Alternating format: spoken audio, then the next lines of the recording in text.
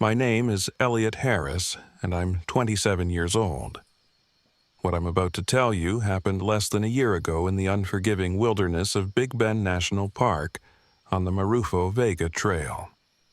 It started as a simple adventure, an escape from work and stress, and maybe, just maybe, a way to reconnect with my sister Riley. By the end, though, it became something else entirely. Something I still wake up screaming about. The idea was Riley's. She's 23 and always trying to prove something. "Come on, Elliot," she'd said. "It's the perfect challenge. Remote, rugged, and the views are insane." I'd reluctantly agreed, though my gut warned me otherwise. She had already roped in 2 friends. Ben, 26, a class clown with a mischievous grin, and Leah, 25, quiet and thoughtful, with a knack for ghost stories and folklore. We arrived at the trailhead around noon, the desert sun glaring down on us. The landscape stretched out like a baked skeleton, all dusty browns and sharp cliffs. It was beautiful, sure, but something about the silence unsettled me. No birdsong, no insects, just the whisper of dry wind skimming over rocks. The first day was uneventful, though not without its challenges. Riley had borrowed a tent from a friend, and the seams were practically falling apart. Ben forgot extra batteries for the flashlight, which Leah pointed out was ridiculously irresponsible. The real trouble, though, was the water filtration pump. It clogged within hours of use. Tensions simmered. Riley rolled her eyes at my nagging. Ben cracked a few jokes, but his usual charm felt forced. Leah said little, watching the landscape with a wary expression. That night, we camped near a rocky outcrop. The sky was breathtaking. A dome of stars so clear it felt like we could reach up and touch them. But despite the beauty, I couldn't shake the feeling that we weren't alone. It started small.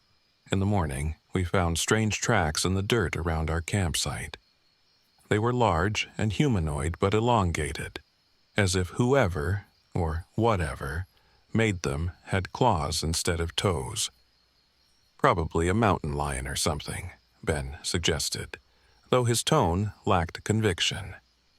Leah studied the tracks, her face pale. "Not a lion," she murmured. As we packed up, I noticed Leah slipping something into her pocket, a small bundle of sage. I didn't ask about it. She was always a little superstitious. By midday, things got worse. The sun was relentless, and the rocky terrain seemed to stretch on forever. We stumbled upon a mutilated deer carcass strung up in a tree. It was fresh, its innards spilling onto the ground. Riley gagged. Ben muttered something about coyotes, but Leah just stared at it, her face unreadable. "We need to go back," she said firmly. Riley scoffed. "It's a deer, Leah. We're not turning around because of some roadkill." Leah didn't argue, but I caught her muttering under her breath, something about bad omens. I was starting to agree with her. That night, the real horror began. We made camp in a narrow canyon, the walls towering above us like jagged teeth. Ben, always the entertainer, tried to lighten the mood with jokes, but even he seemed on edge. Riley brushed off my concerns about the deer, insisting we were overreacting. But Leah sat apart from us, her back to the fire, staring into the darkness. "Do you hear that?" she asked suddenly. We all froze. At first, I heard nothing but the crackling fire and the occasional rustle of wind. Then came the whispers, soft, indistinct, like voices carried on the breeze. They grew louder, closer, but no words formed. "Probably just the wind," Ben said, but he sounded scared. Leah shook her head. "That's not the wind." We didn't sleep well. Every sound, the crunch of gravel, the rustle of brush, sent my heart racing. Around midnight, Riley shook me awake.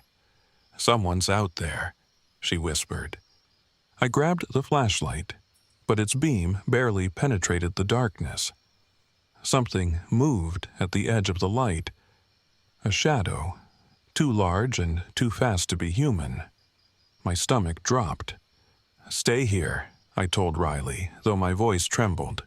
I stepped into the shadows, shining the flashlight in wide arcs. I found nothing, but when I returned, Leah was staring at me with wide, fearful eyes. "It's watching us," she said. The next day, Ben started acting strange. He complained of hunger, eating twice as much as usual but never feeling full. "It's this damn heat," he grumbled, though his pallor suggested something else. His jokes stopped, replaced by a nervous silence. As we hiked, Leah fell back, matching my pace. "Elliot," she whispered, "do you know what a wendigo is?" I shook my head. "It's a creature from Algonquin legend," she explained, "born of starvation and cannibalism. It hunts the desperate and isolated." "You think that's what's out here?" I asked, trying not to laugh, but her expression stopped me cold. That afternoon, Ben collapsed. His skin was clammy, his breath shallow. Riley panicked, insisting we needed to carry him back to the trailhead. Leah disagreed. "If we go back now, it'll follow us," she said. "We need to finish the hike and leave through the canyon." "What are you talking about?" Riley snapped. "You think this is some curse or something?" "Yes," Leah said simply. "And it's feeding on us." That night, Ben's condition worsened. He muttered in his sleep, his voice guttural and strange. At one point, he sat bolt upright, his eyes wide and unseeing. "It's hungry," he whispered. Then he turned to Leah and said, "So am I." Riley screamed. I lunged for Ben, pinning him down, but he thrashed with a strength I didn't know he had. Leah scrambled for her pack, pulling out the bundle of sage. She lit it with trembling hands, wafting the smoke over Ben. He howled, a sound that wasn't human, and collapsed back into unconsciousness. We didn't sleep after that. Around 3 a.m., we saw it, the wendigo. It stood at the edge of the firelight, impossibly tall and skeletal, with glowing eyes and antler-like protrusions. It watched us, tilting its head like a predator studying prey. Leah grabbed my arm. "Don't look it in the eyes," she warned. The creature didn't move, but the air grew thick with an oppressive hunger. It felt as though it could devour us with a thought. The next morning, Ben was gone. We found him near the deer carcass, feasting on its remains. Blood covered his face and his eyes were wild. When we tried to approach, he attacked, screaming in that guttural voice. Leah screamed for me to stop him, but it wasn't Ben anymore. I did what I had to do. The final stretch of the trail was a blur of terror. The wendigo followed us, its footsteps echoing in the canyon. Leah performed a ritual, burning the last of her sage and chanting words I didn't understand. The creature hesitated, its glowing eyes flickering, but it didn't stop. We made it out alive, but barely. Riley doesn't talk about it. Leah moved away, and I haven't heard from her since. As for me, I still hear Ben's voice at night calling my name, begging me to come back.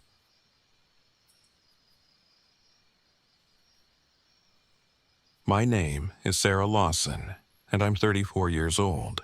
What I'm about to share happened last October in the remote corners of Davy Crockett National Forest in East Texas.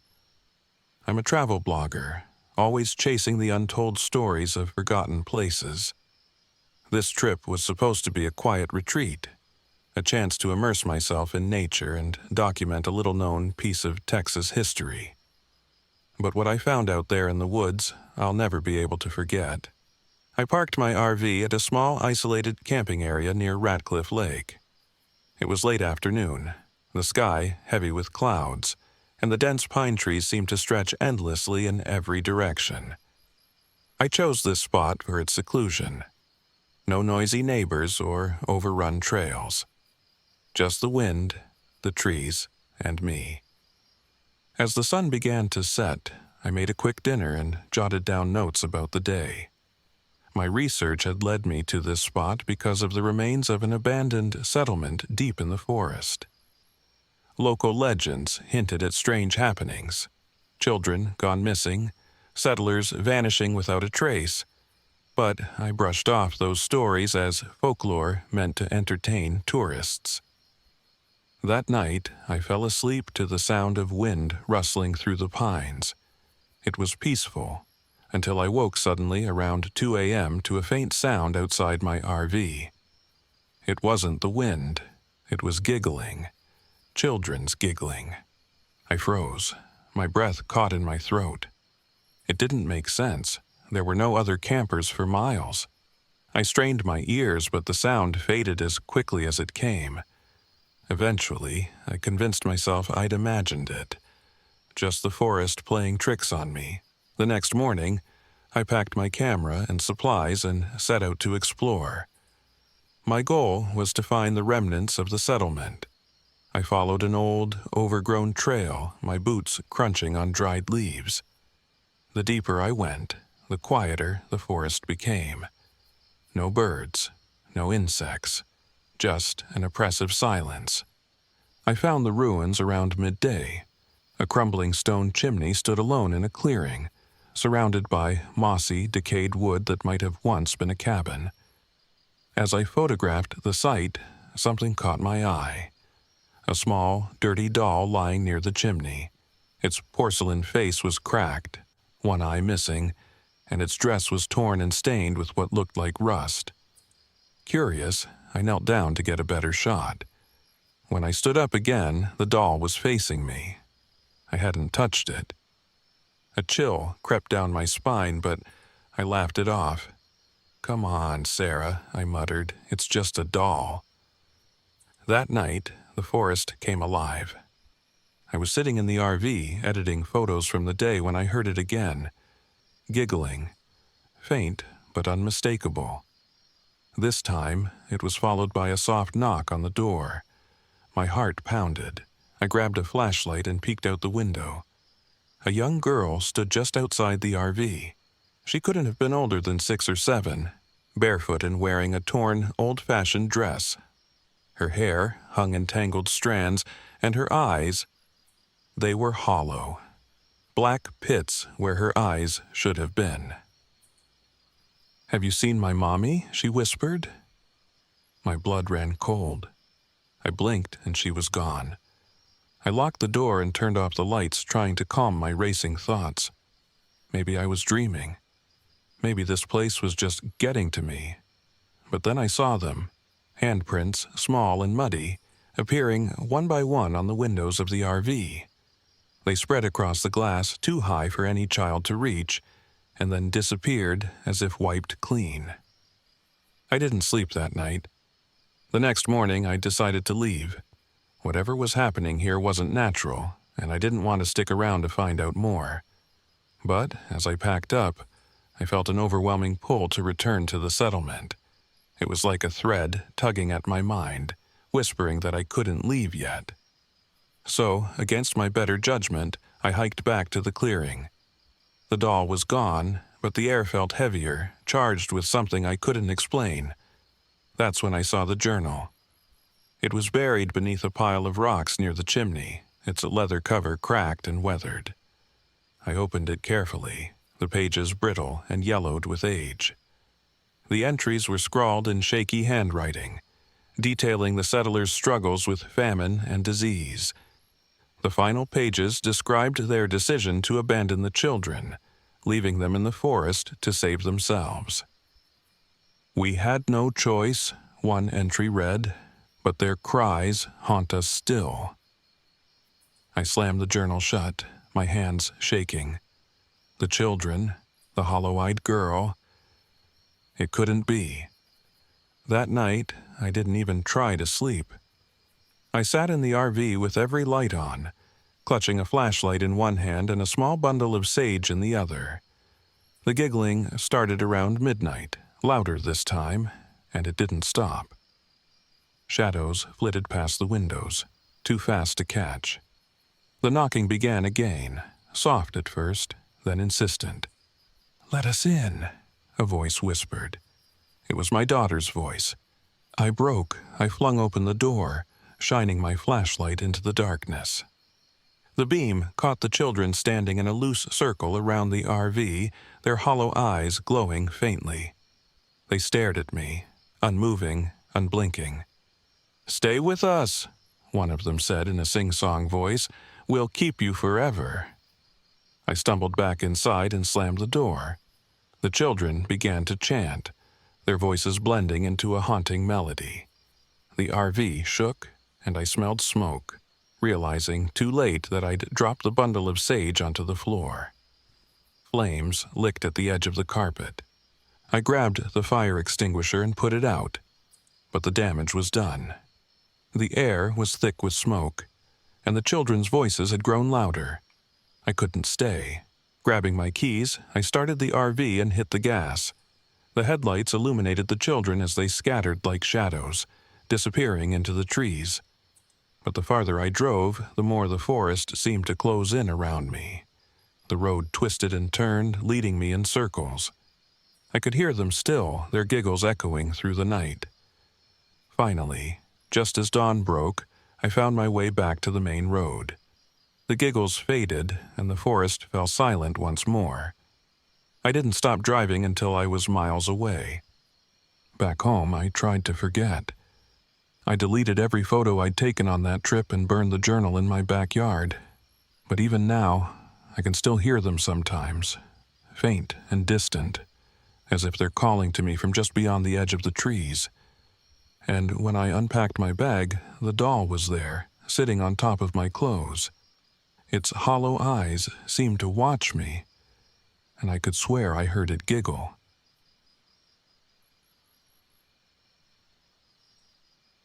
My name is Jake Wesson, and I'm 41 years old. What happened to me last November in the Guadalupe Mountains still feels more like a nightmare than reality. I've spent most of my adult life as a wildlife photographer, chasing remote locations and the perfect shot. Solitude has always been my friend, a welcome reprieve from the chaos of everyday life. But out there, in the shadow of McKittrick Canyon, I learned that solitude can turn on you. Sometimes, isolation isn't peaceful, it's predatory. I arrived at the park late in the afternoon, my RV rumbling to a stop in a small gravel pull-off near the canyon trailhead. The crisp autumn air smelled like dry leaves and distant rain, and the golden hues of the desert landscape stretched endlessly in all directions. I was here chasing rumors, a rare sighting of a mountain lion with an unusual coat pattern. Perfect fodder for my latest assignment. Besides, I needed the break.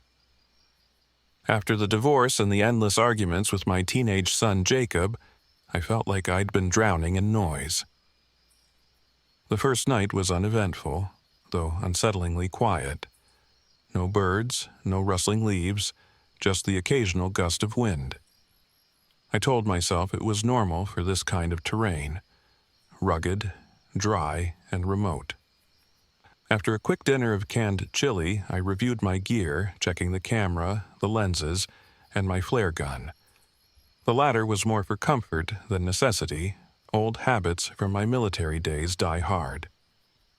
The second night was when it started. I was sitting in the RV reviewing some preliminary shots when I heard it. A faint scraping sound, like nails dragging against metal. My stomach tightened. I grabbed my flashlight and stepped outside, scanning the area. The beam of light cut through the darkness, illuminating nothing but the gravel and the twisted shapes of juniper trees. But then I saw the marks. Long, jagged scratches ran along the side of the RV, parallel and deep, as though something with claws had raked across the metal. My mind raced. A bear, maybe? No, too dry here for bears. A mountain lion?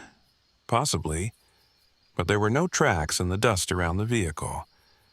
I shook it off as best I could and went back inside, locking the door behind me.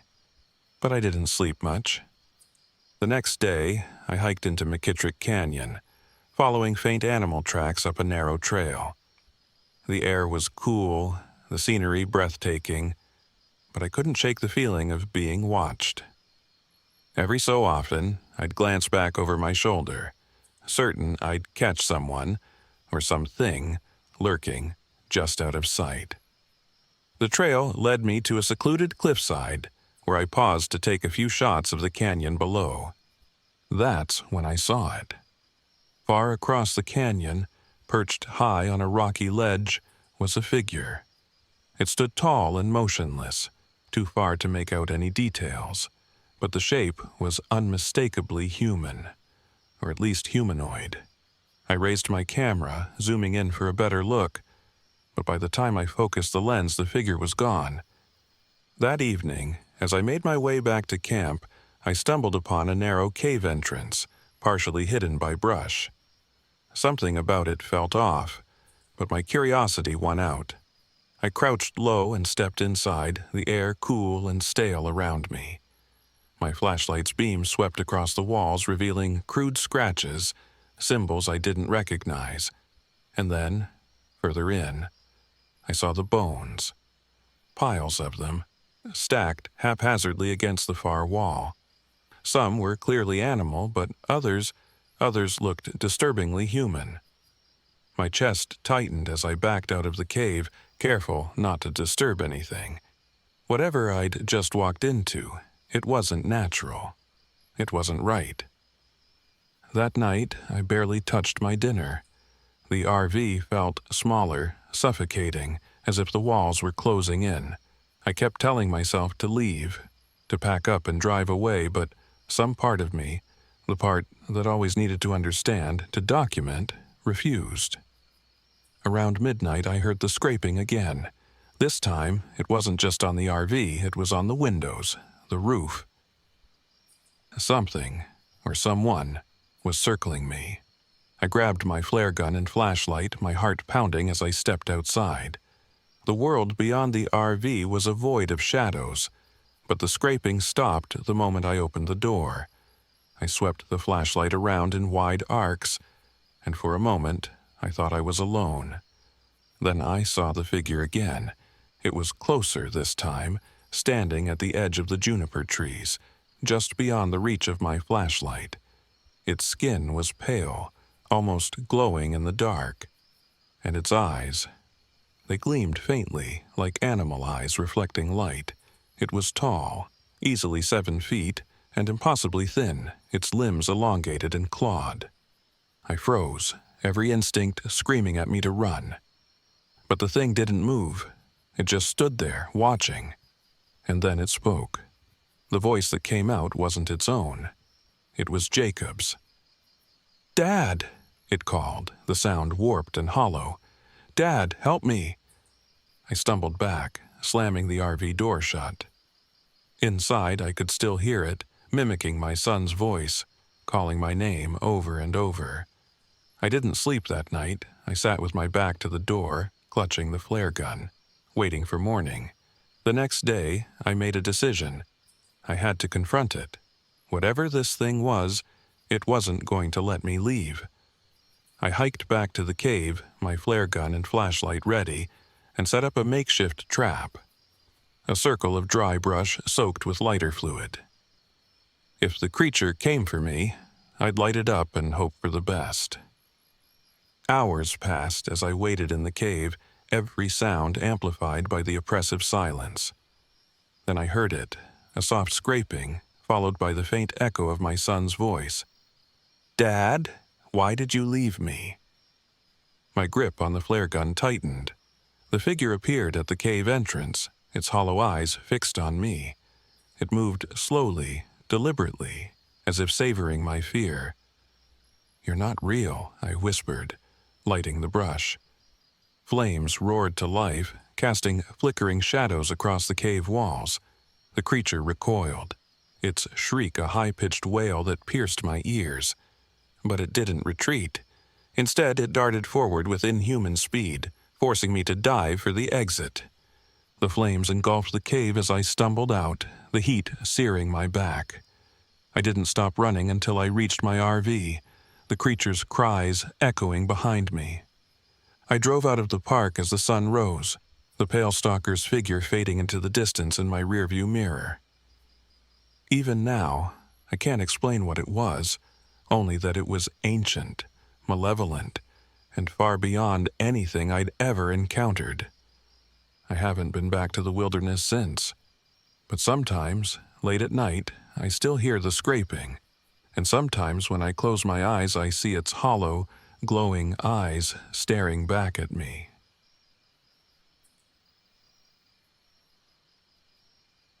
My name is Emily Parker, and I'm 27 years old.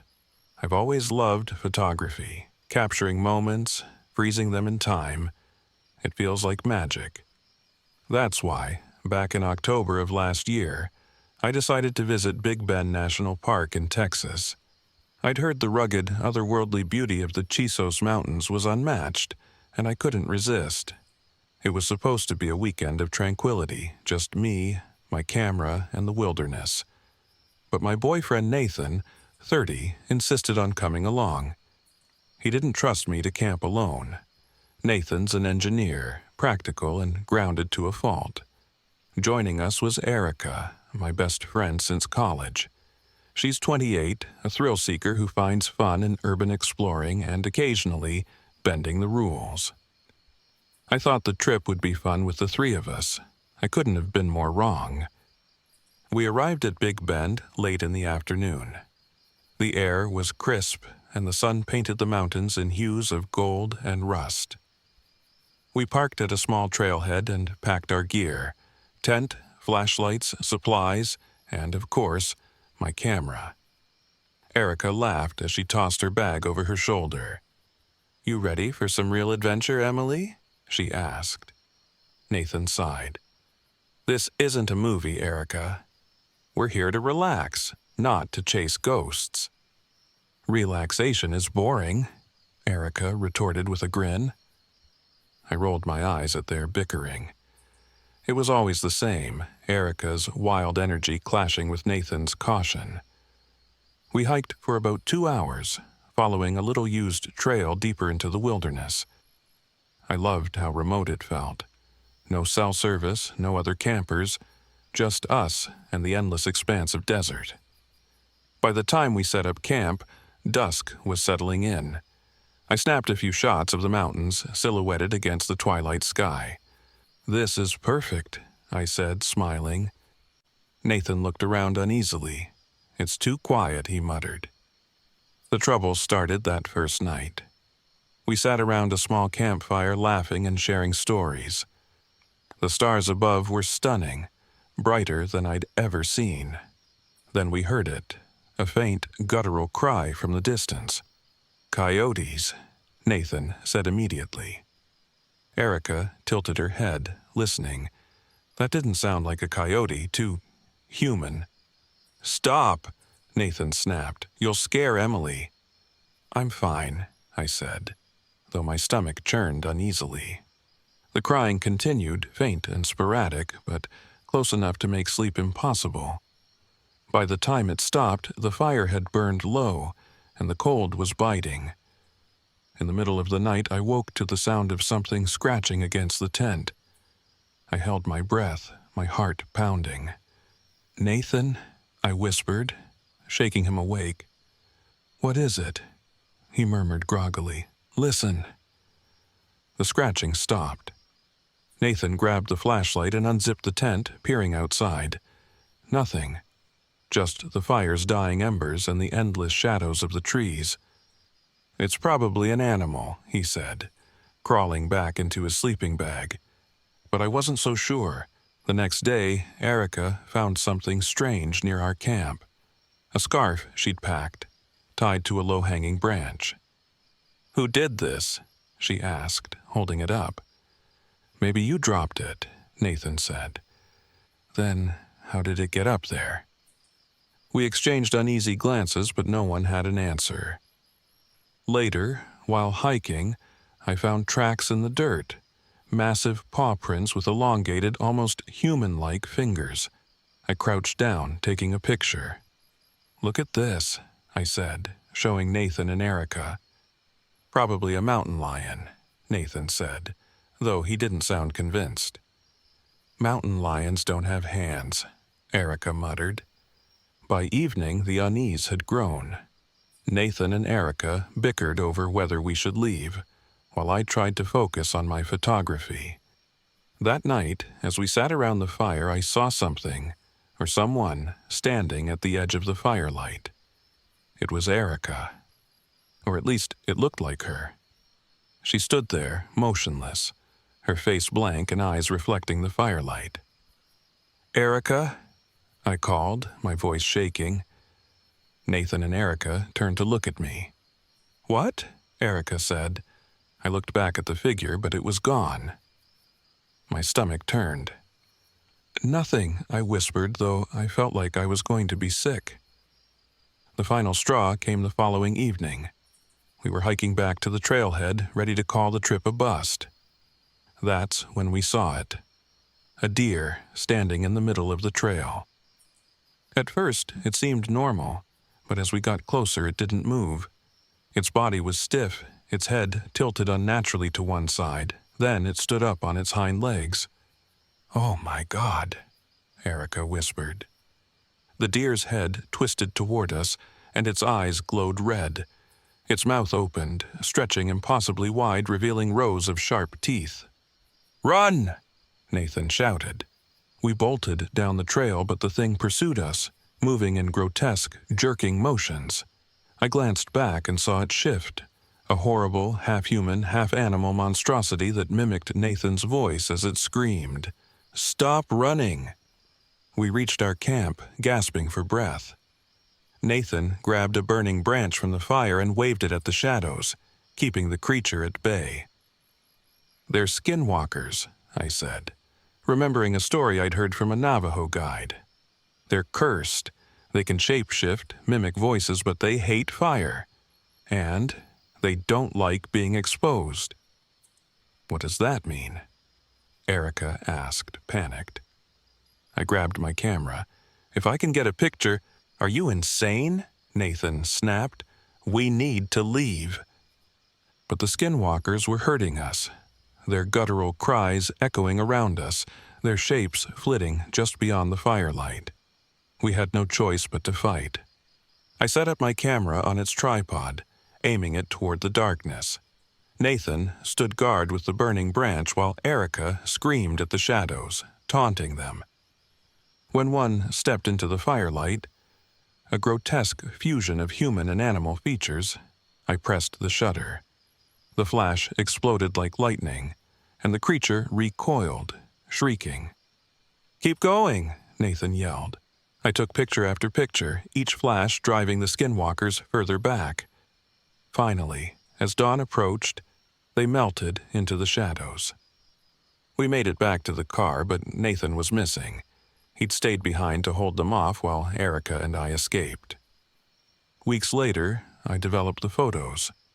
In every shot, there was a figure in the background. A blurry, horrifying form with glowing red eyes watching us. I haven't been back to the wilderness since. I don't think I ever will. But I still wonder what happened to Nathan, or if he's still out there watching, waiting, in the shadows of the Chisos Mountains.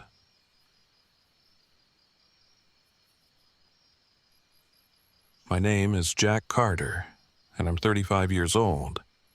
I've seen my fair share of horrors, but none of them came close to what happened last October.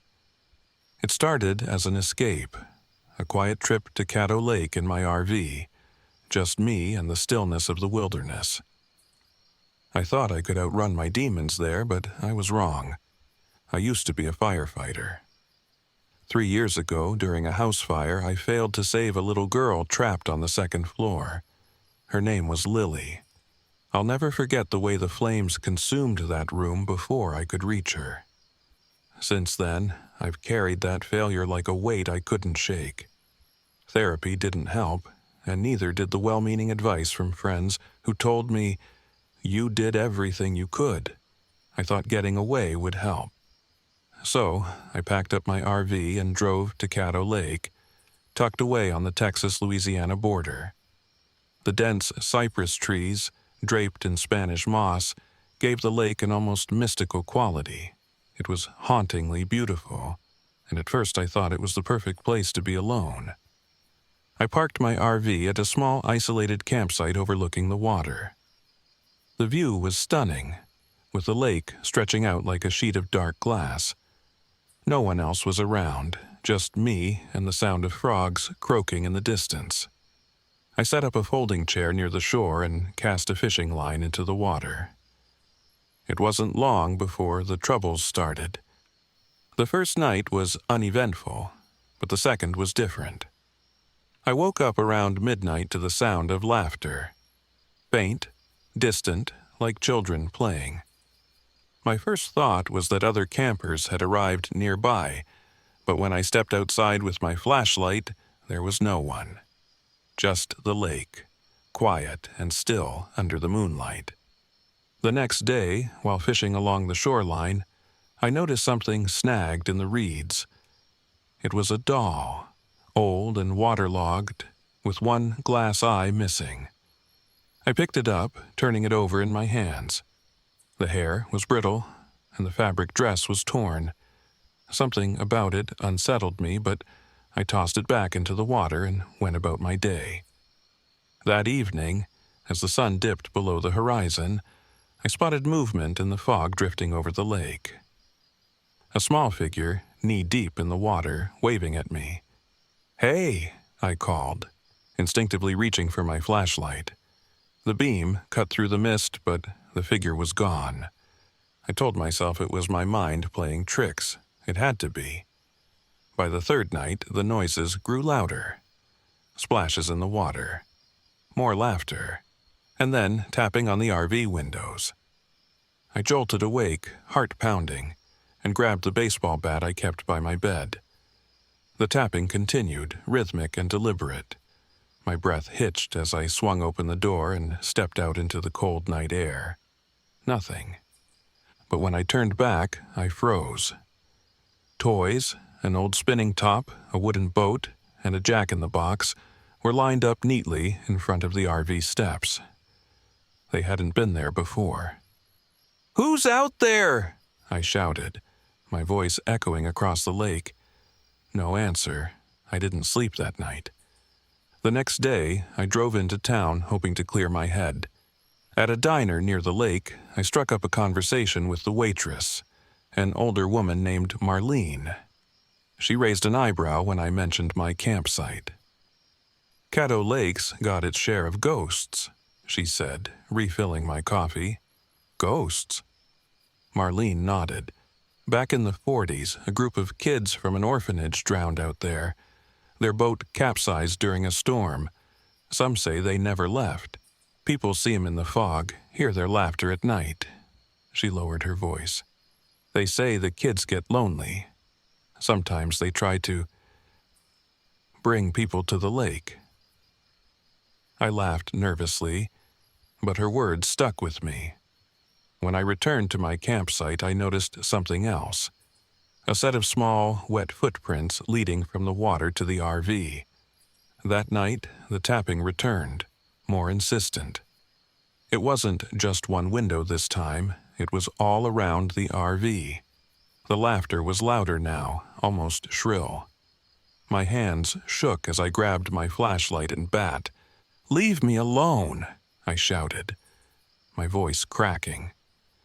The laughter stopped, then came the whispering. It sounded like Lily, the girl from the fire. "Help me, Jack," the voice pleaded. "Please don't leave me." Tears blurred my vision as I staggered out of the RV. The fog was thick, but I could see them now, dozens of pale, ghostly figures standing at the water's edge. Children. Their faces were hollow, their eyes black pits that seemed to swallow the light. One of them stepped forward. A little girl holding the same waterlogged doll I'd found in the reeds. "Play with us," she said, her voice sweet but wrong. "Don't you want to stay?" My legs felt like lead as I backed toward the RV. Suddenly, They charged, their small, spectral hands clawing at me, pulling me toward the water. My bat passed through them as if they weren't there, but their grip was ice cold, numbing my limbs. They dragged me to the shoreline, and I fought with everything I had. The water was freezing, and as it reached my chest, I saw it, the wreck of an old, rotting boat beneath the surface. The children's laughter turned to screams, their faces contorted with rage. Through the chaos, I remembered Marlene's words. They get lonely. "Is this what you want?" I shouted. "To keep me here, I won't replace you." The children hesitated, their grip loosening. In that moment, I dove toward the wreck and found something, a small, rusted locket tangled in the debris. Inside was a black and white photo of the children, smiling and carefree. I stumbled back to the shore, clutching the locket. The children circled me, their black eyes fixed on it. "You can rest now," I said, placing the locket on the ground. "I'll remember you. You don't have to stay here anymore." The children stared at me, their faces softening. One by one, they faded into the mist, their laughter echoing faintly as they disappeared. When the sun rose, the lake was quiet. The toys were gone, and the footprints had vanished. I packed up my RV and drove away, but I couldn't shake the feeling that I was being watched. Weeks later, I found the locket on the passenger seat of my truck. Inside was a new photo, me, standing at the edge of the lake, with a group of ghostly children smiling behind me. I never went back to Caddo Lake, but I'll never forget the children who waited there, lost in the mist, calling out for someone to remember them.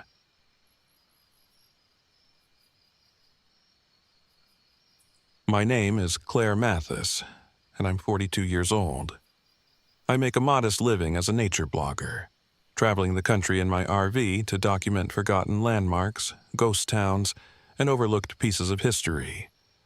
I love the solitude and the thrill of discovery, but what happened in the hill country of Texas last fall changed the way I see the world. It started as a simple trip. I was researching the area's German immigrant communities for a blog series. I'd heard whispers of an abandoned homestead, untouched for over a century, and stories about a cave system locals called the Hollow. The tales varied: a cursed family, disappearing hikers, strange carvings, but it all sounded perfect for my audience. So, I parked my RV at a remote trailhead in the Hill Country State Natural Area and planned to spend a few days exploring. Looking back, I should have turned around the first night.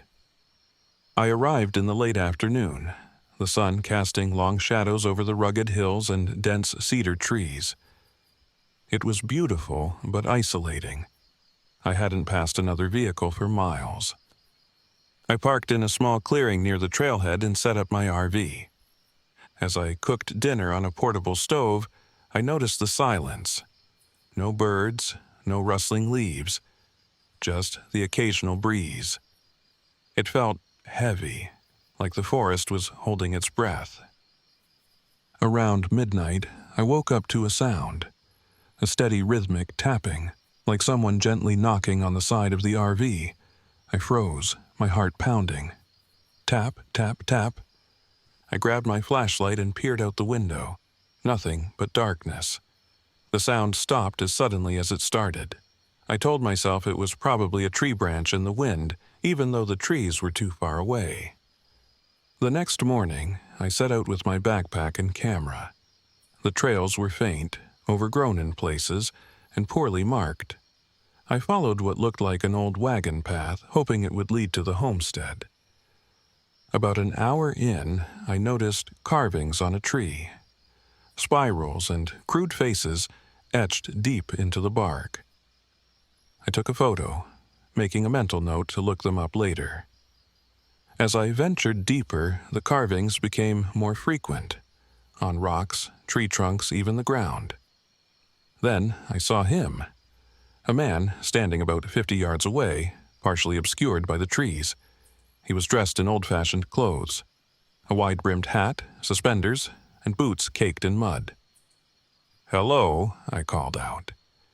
He didn't respond. Instead, he turned and walked into the forest, disappearing from view. I felt a chill run down my spine, but convinced myself he was just another hiker. Maybe a reenactor or a local. Still, I couldn't shake the unease that followed me back to the RV. That evening, the tapping returned, louder this time.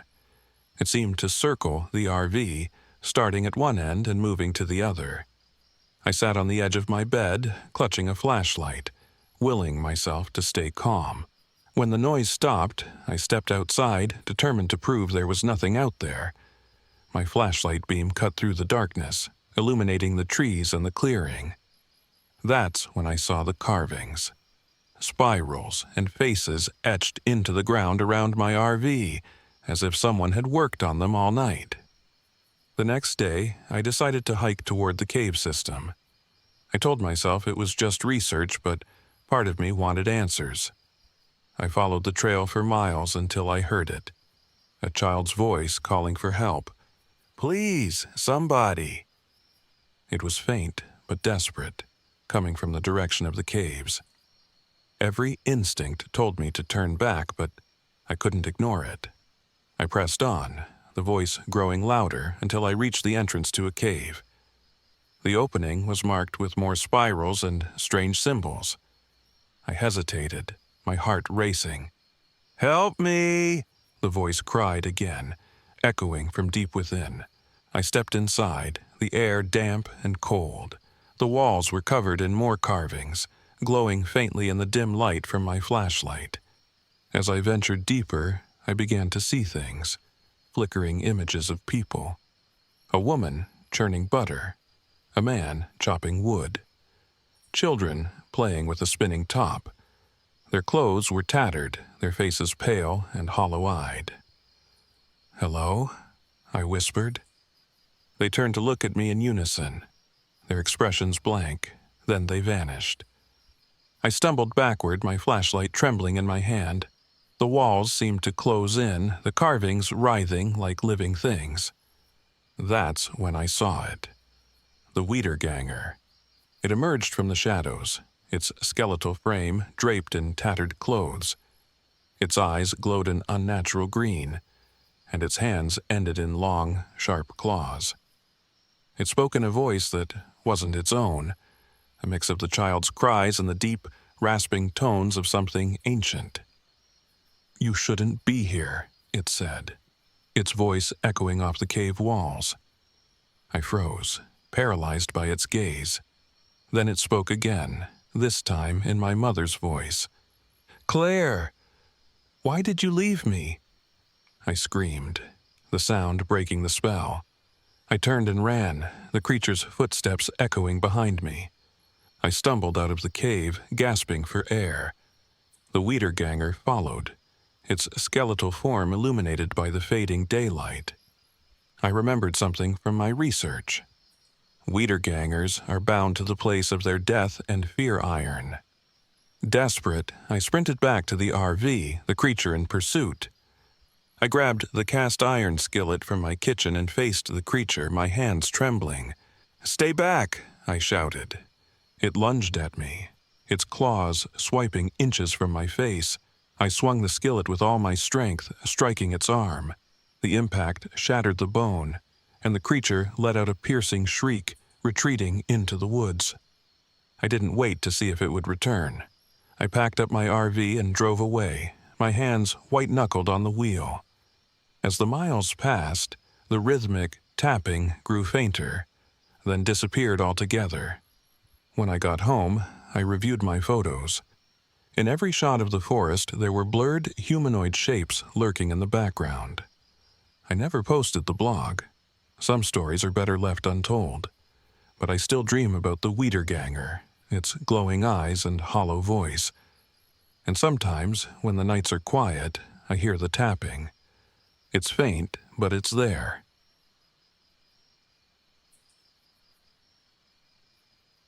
My name is Mike Carter, and I'm 30 years old. I work as a wilderness guide, which means I spend most of my time navigating the backwoods and helping city folks find a piece of themselves out in the wild. What happened last spring near Devil's Creek was supposed to be just another trip, a casual weekend hike with friends. Instead, it changed everything I thought I knew about the world. It started with Jenna, my girlfriend of 2 years. She's a history teacher, the kind who tells ghost stories during Halloween lessons. Jenna had heard about Devil's River near Del Rio and convinced me to take her and her 2 friends, Tommy and Carly, on a 3-day trek along its rugged trails. She sold it to me as a chance to reconnect after a rough patch in our relationship. I wasn't thrilled about taking amateurs into a place that remote, but I agreed, partly to prove I could handle it, partly because Jenna promised this trip would be good for us. Tommy, her co-worker, was a tech nerd who'd never hiked more than a mile. He brought a drone and enough camera gear to make a documentary. Carly, Jenna's adrenaline junkie friend, packed a minimalist kit that screamed overconfidence. She was the type to climb cliffs for fun and post about it later. The group dynamic was shaky at best, but I figured I could keep everyone in line. We set out on a sunny Friday morning. The landscape was as wild and beautiful as I remembered. Jagged limestone cliffs, sagebrush swaying in the breeze, and the faint sound of water rushing below.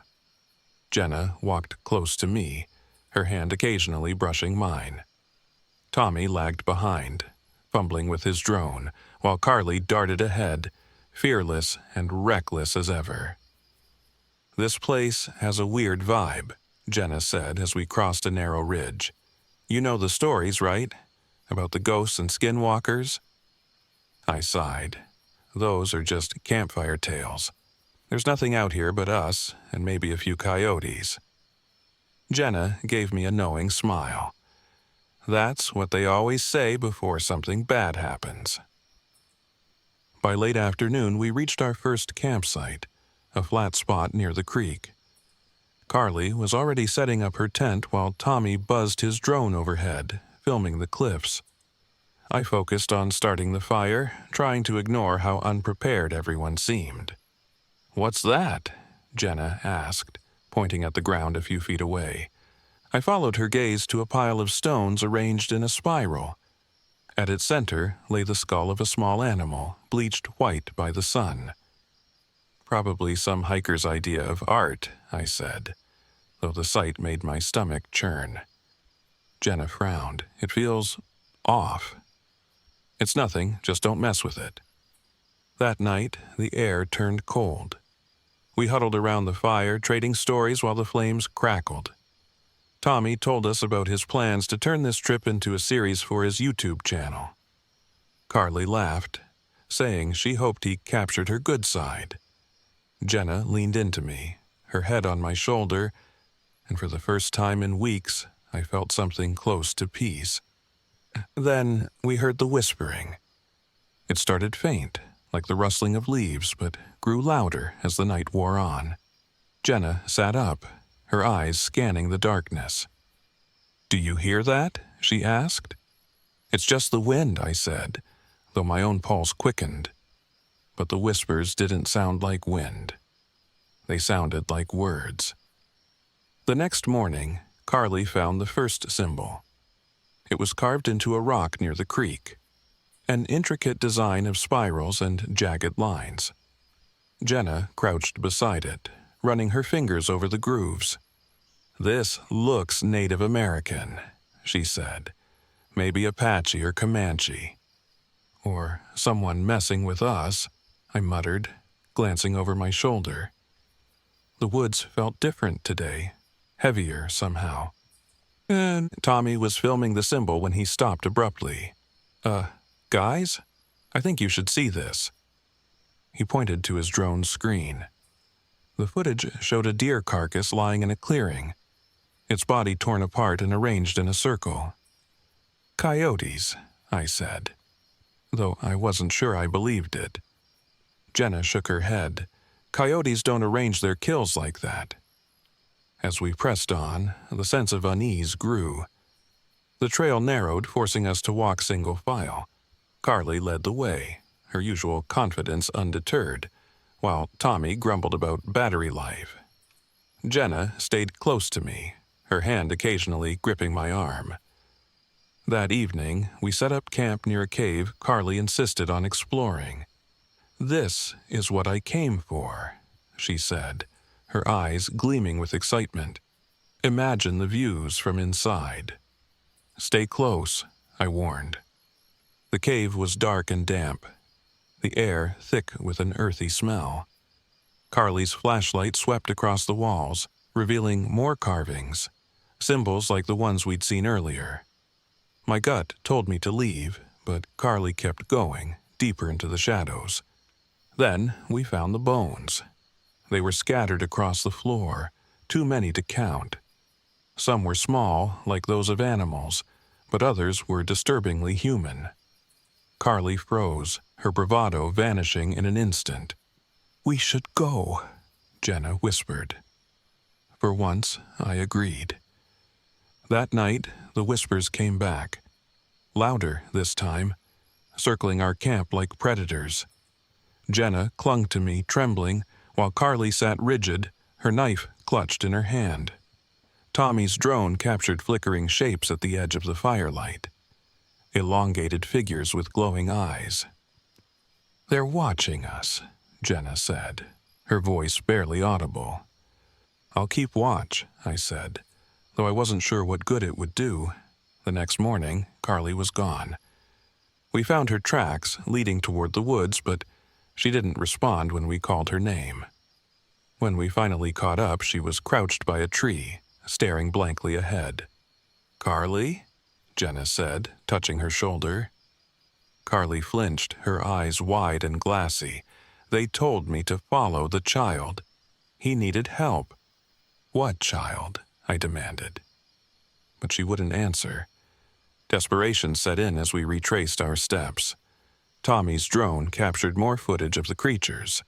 Tall, gaunt figures that moved faster than any human. Their voices mimicked ours, calling out in distorted tones. "Help me, Mike," one of them said, in my own voice. Tommy panicked, sending the drone toward the sound. When it crashed into the rocks, he ran after it. "Tommy, wait!" I yelled, but it was too late. The scream that followed was inhuman. Jenna and I ran, dragging Carly with us. We found refuge in the cave, though the symbols on the walls felt more like warnings than protection. The whispers grew louder, echoing through the tunnels. "They feed on fear," Jenna said, her voice shaking. "That's why they mimic us. To break us down." I nodded, gripping my knife. Then we fight. When the creatures came, their eyes glowed like embers. They moved with unnatural speed, their limbs twisting in impossible ways. I swung my knife, but it passed through them like smoke. Jenna screamed as one lunged toward her, its face stretching into a grotesque parody of her own. In a last-ditch effort, I lit the remaining fuel from our stove and threw it against the cave wall. The resulting fire roared to life, illuminating the creatures in full for the first time. They recoiled, their forms flickering like shadows. "We have to collapse the cave," I said, grabbing a nearby rock. Jenna nodded, helping me loosen the stones from the ceiling. The creatures wailed as the cave began to crumble, their screams reverberating through the tunnels. When we emerged into the daylight, bruised and battered, the woods were silent. Carly sat on the ground, staring blankly ahead. She never spoke again. Tommy's footage went viral, sparking debates about its authenticity. Jenna and I tried to move on, but the memories lingered. Sometimes, late at night, I hear whispers in the wind, and I wonder if they're still watching.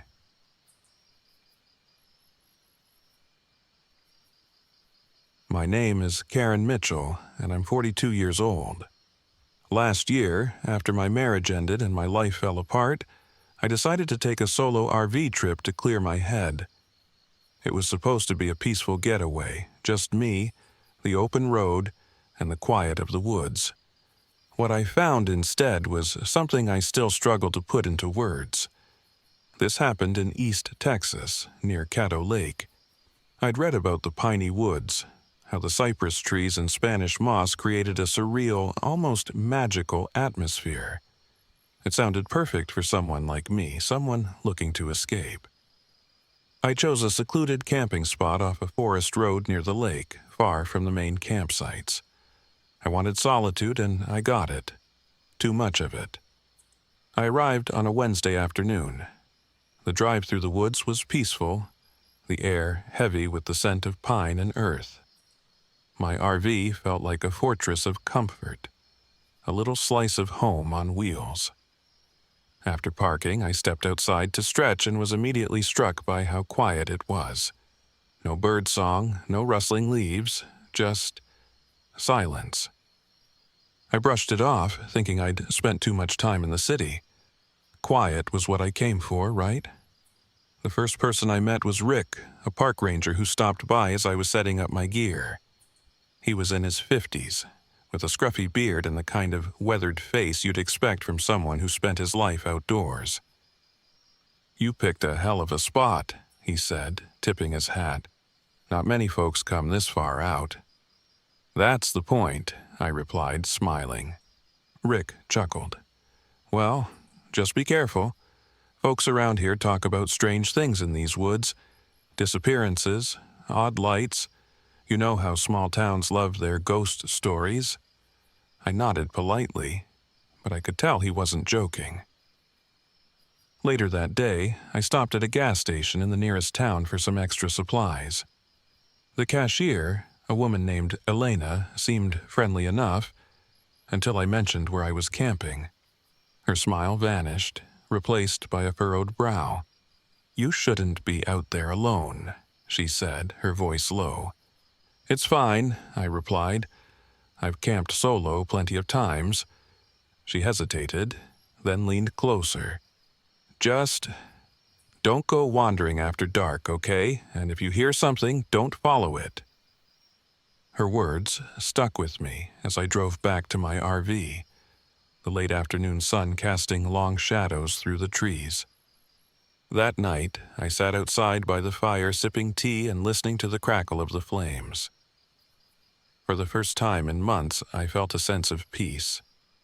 But then I heard it, a faint sobbing, somewhere beyond the glow of the firelight. I froze, my cup halfway to my lips. The sound was soft, almost like the whimpering of a child. It didn't make sense. There was no one else around for miles. "Hello?" I called out, my voice wavering. The sobbing stopped. I stood there for what felt like an eternity, staring into the darkness. When nothing happened, I convinced myself it was my imagination. I went inside, locked the door, and tried to sleep.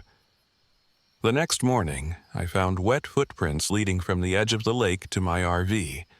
Small, barefoot prints, like those of a child. My stomach churned as I stared at them. Maybe someone had been here during the night, a lost hiker or a local kid playing a prank. But that didn't explain the wetness. The lake was at least 50 yards away, and the ground between us was dry. I shook off the unease and decided to explore the nearby trails. It was a warm day, the kind where sunlight filters through the trees in golden beams. I followed a narrow path that wound through the forest, stopping occasionally to admire the towering cypress trees. That's when I found the veil. It was tangled in the branches of a low tree, delicate and tattered, like it had been there for years. The sight of it sent a chill down my spine. Why would a bridal veil be out here in the middle of nowhere? I reached out to touch it, but stopped myself. Something about it felt wrong. That night, the knocking started. It was soft at first, just a light tap on the door of the RV. I sat up in bed, my heart pounding. The fire outside had burned down to embers, leaving the campsite in near total darkness. Tap, tap, tap. "Who's there?" I called out, my voice shaking. No answer. I grabbed a flashlight and cautiously opened the door. Standing there, just outside the beam of light, was a little girl. She couldn't have been more than 8 years old, her hair matted and her dress torn. "Are you okay?" I asked, stepping outside. She didn't answer. She just turned and started walking toward the forest. "Wait!" I called, following her. She moved quickly, disappearing between the trees. I stumbled after her, the flashlight's beam bouncing wildly. "Where are you going?" And then she was gone. I stopped, realizing I was deep in the woods far from my RV. The air was colder here and the silence was suffocating. My flashlight flickered, and for a moment I thought I saw a figure standing in the distance. A woman in a tattered dress, her face hidden by a veil. The sobbing began again, louder this time, echoing through the trees. I ran. The next day I told myself I was done. I packed up my gear and prepared to leave, but something compelled me to stay. A part of me needed to understand what was happening, even if it terrified me. That evening, I ventured back into the forest. I followed the trail to a clearing I hadn't seen before. At its center was an altar, crumbling with age, surrounded by trees pinned with old, yellowed photographs of brides. Some were smiling, others solemn, but all seemed to be staring directly at me. The air grew heavy and the temperature plummeted. I turned to leave, but stopped when I heard a voice. A woman's voice, soft and mournful. "Why did you leave me?" I spun around, and there she was, the hollow bride. Her veil fluttered as if caught in an invisible wind, and her face was pale and hollow, her eyes two dark voids. "You shouldn't be here," she whispered, her voice like the rustling of leaves. I backed away, my breath hitching in my throat. I'm sorry, I didn't mean to disturb you." She stepped closer, her movements jerky and unnatural. "They all say that, but you stayed. And now you're mine."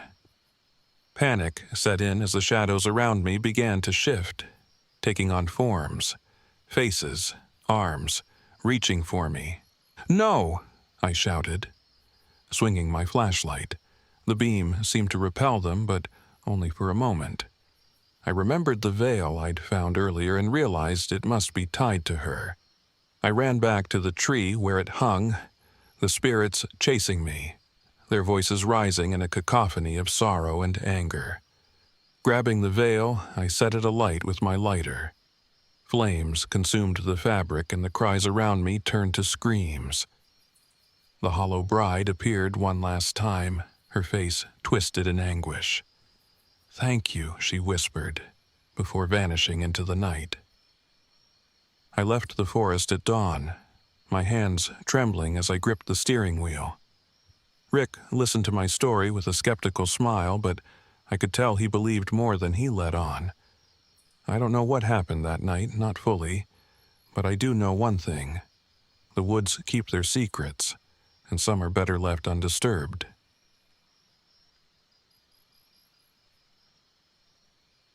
My name is David Reyes, and I'm 36 years old. I'm a travel photographer, and for the past decade I've dedicated my life to capturing the untamed beauty of forgotten landscapes. Most people think my job is glamorous, jetting off to exotic locations, discovering hidden vistas. But the truth is, it's often lonely and grueling.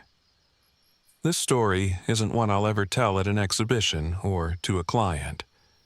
It's a memory I can't fully explain, one that still chills me whenever I'm alone in the dark. It happened last fall in McKinney Falls State Park, just outside Austin, Texas. I was staying in my RV at a secluded spot near the cliffs, hoping to photograph a site I'd read about online. It was called the Broken Staircase, a series of jagged limestone steps descending into an abandoned quarry. Few people knew about it, and the photos I'd seen were breathtaking. I thought it might be my ticket to finally winning the photography competition I'd been chasing for years. But the prize wasn't worth what I found. I arrived in the late afternoon, the warm sunlight casting golden hues on the forest. The campground was quiet, with only a handful of RVs scattered around. Mine was parked on the edge of the woods, giving me the privacy I craved. After setting up, I grabbed my camera and hiked toward the cliffs to scout locations for the next morning. The cliffs were stunning, their jagged edges carved by centuries of erosion. But what really caught my attention was the quarry below, a gaping scar in the earth surrounded by dense trees. It looked even better than the photos. I could see the faint outline of the staircase leading down, its stones weathered and uneven. "You planning on heading down there?" a voice called out, startling me. I turned to see an older woman standing nearby, her gray hair tied back in a braid. She was dressed in hiking gear and carried a lantern, even though the sun was still high. "Yeah," I replied, trying to sound casual. "Why?" She smiled faintly, but her eyes stayed serious. "Locals call that place cursed, say the spirits of the old quarry workers still wander down there."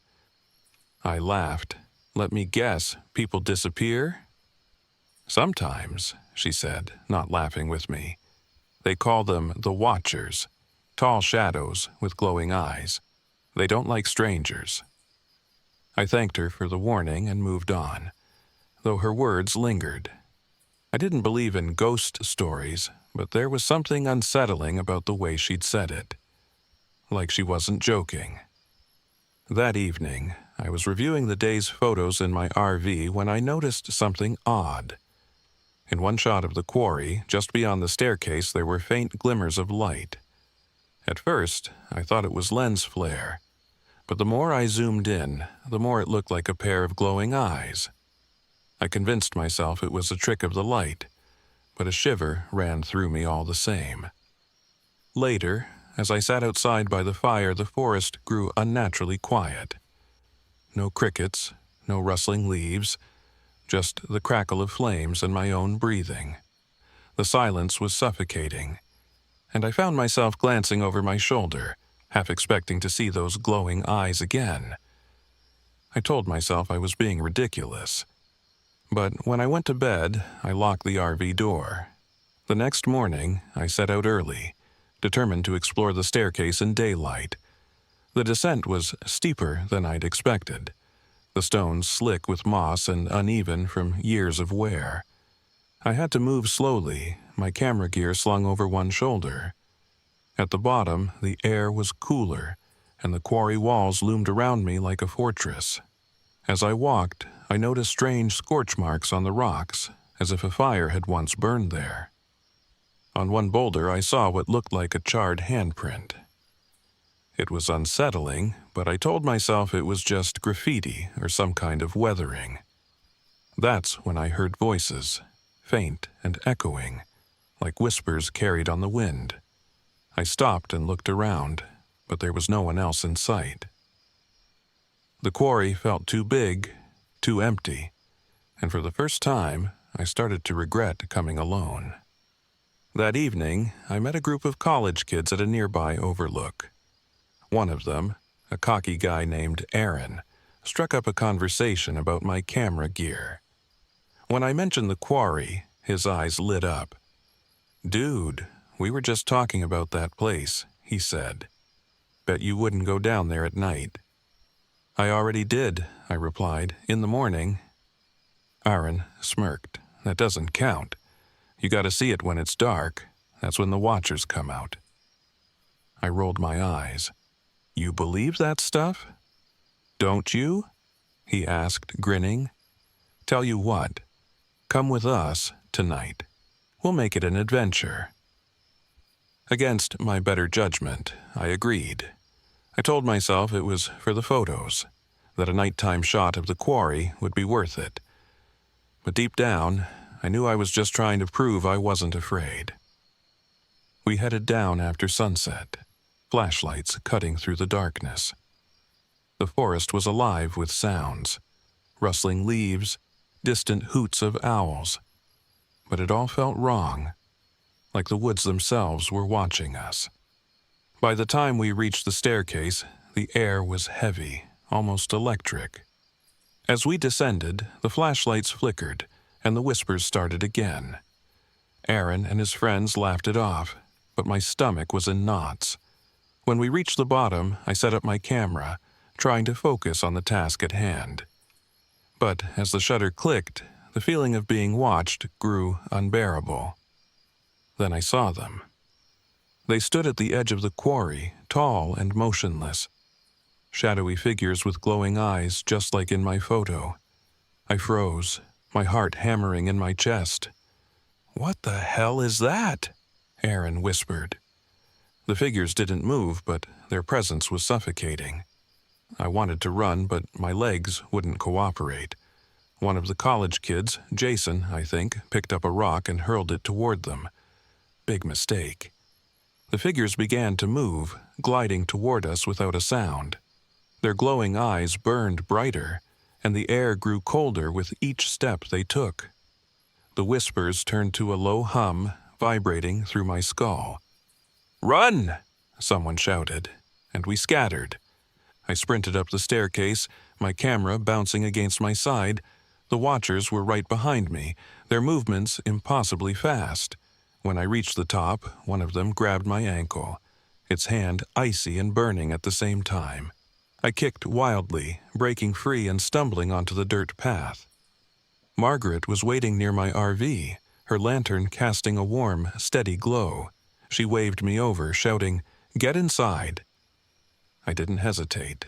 Once inside, she lit a second lantern and placed it by the window.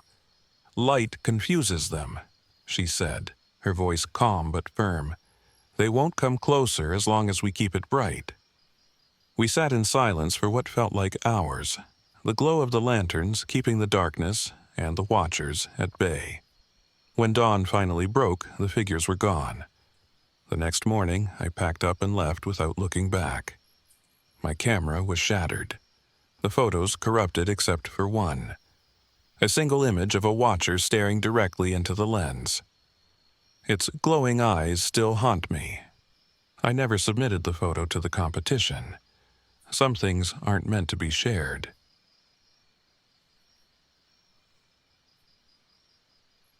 My name is Tom Carter, and I'm 33 years old. I'm a photographer by trade, but more than that, I'm an adventurer at heart. I've traveled far and wide, chasing the perfect shot of the natural world. Nothing gets my blood pumping like the thrill of venturing into the wilderness, camera in hand, ready to capture something no one else has seen. But what happened last spring in the Chisos mountains of Texas, well, I'd trade every picture I've ever taken to forget it. This all started when my friend Maya suggested a camping trip to Big Bend National Park. She's a writer, always digging into myths and legends to spice up her travel blog. Maya, at 31, is one of those people who sees magic in everything, a stark contrast to my no-nonsense outlook on life. She'd been researching Navajo stories about skinwalkers, shapeshifters said to haunt remote lands, and she wanted to visit the Chisos Basin, where locals had reported eerie sightings. Joining us were Ryan Woods, 28, a loudmouth with a knack for cracking jokes, and Sophia Torres, 26, who had never been camping a day in her life but wanted to prove she could handle it. We were an odd mix of personalities, but I figured we'd be fine. It was just a quick 2-day hike with one night of camping in between. Nothing I hadn't done before. Or so I thought. We arrived at Big Bend under a sky so blue it hurt to look at. The Chisos Basin loomed ahead, a fortress of jagged peaks and sprawling trails. We parked, loaded up our packs, and started the hike toward Emery Peak. The air smelled of juniper and dust, the sun warm but not oppressive. "Did you know this area is sacred to the Navajo?" Maya asked as we climbed. "They believe spirits protect it." "Protect it from what?" Ryan smirked, hefting his overloaded pack. "People like us?" Maya shot him a glare. "I'm serious. They say skinwalkers roam these lands." "Skinwalkers?" Sophia's voice wavered. What are those? Maya's face lit up, as if she'd been waiting for someone to ask. Shapeshifters. Witches that can take the form of animals or even other people. They're dangerous, cursed to wander forever. Great, Ryan said. Coyote men. Sounds like a Marvel villain. I chuckled, but noticed Sophia shifting nervously. Don't worry, I said. It's just a story. The first sign that something was off came late that afternoon. We'd been hiking for hours when we found strange hoof prints in the dirt. They were deep, large, and oddly spaced, as if whatever made them had been walking on 2 legs instead of 4. Ryan laughed it off, saying it was probably a deer or a lost cow. But Maya crouched by the prints, running her fingers over the edges. No way, this isn't normal. I brushed it aside, focusing on the trail ahead. Let's keep moving. We've got a long way to go. That night, we set up camp in a clearing surrounded by towering pines. The stars overhead were breathtaking, a shimmering canvas I couldn't wait to photograph. As we built a fire, Sophia went off to gather wood. She came back pale as a sheet. Someone's out there, she whispered, dropping the kindling at her feet. I saw eyes watching me. Ryan stood up, grinning. Oh no, the Skinwalkers are here to get us. Better run. Knock it off, Maya snapped. She's serious. I tried to calm Sophia down. It's probably just an animal, coyotes, maybe. But as the night deepened, unease settled over us like a heavy blanket. Distant howls echoed through the trees, not the high-pitched yips of coyotes, but low, guttural sounds that seemed almost human. No one spoke of it, but we all felt it. We were being watched. The next day started with tension. Sophia barely slept, and Maya looked like she was carrying the weight of the world on her shoulders.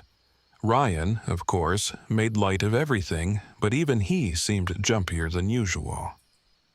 Mid-morning, we came across something that stopped us dead in our tracks. A circle of rocks and bones arranged like a crude totem. Feathers and bits of fur dangled from sticks planted in the ground. "What the hell is this?" Ryan asked, his voice shaky despite the bravado. "It's a warning," Maya said, her face pale. "We're on someone's land, or something's."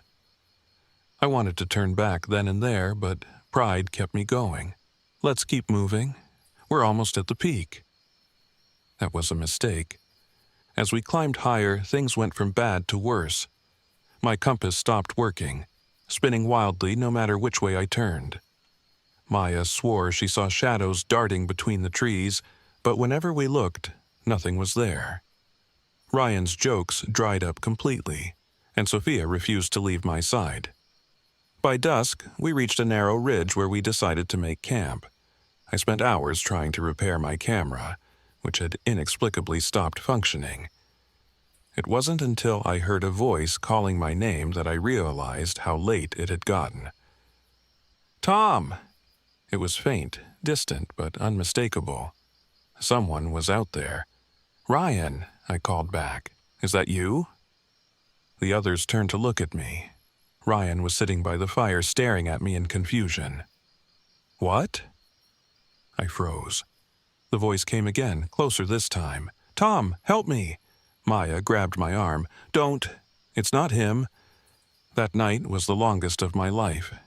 The fire crackled weakly as the darkness seemed to press in around us. Then we saw it.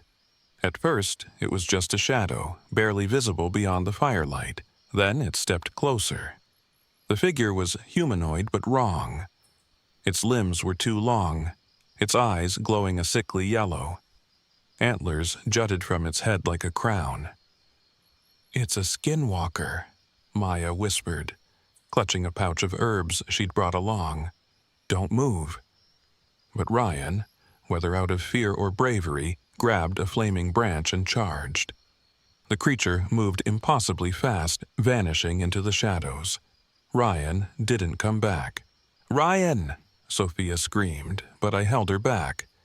"Stay here," I ordered, though my own voice trembled.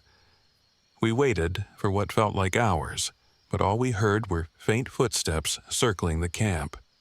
It was toying with us. When dawn broke, we were all but broken. Sophia sobbed quietly, and Maya stared blankly into the dying embers of the fire. I made the call to head back, but the trail seemed to have shifted. Every path led us back to the same spot. That's when we found the shrine. It was a crude structure of stones and bones, surrounded by symbols I couldn't understand. Maya seemed to recognize them, though. "This is Navajo," she said, her voice shaking. "It's a ward. If we use it, we might be able to banish it."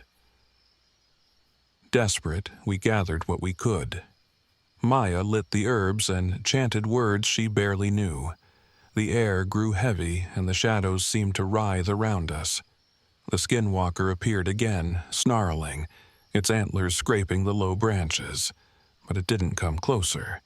The ritual worked, at least long enough for us to find the trail and make it back to the car. Ryan was never found. The rangers said it was probably a mountain lion attack, but we knew better. To this day, I can't look at my photos from that trip without feeling a chill. No picture is worth what we went through, and I'll never set foot in the Chisos Mountains again.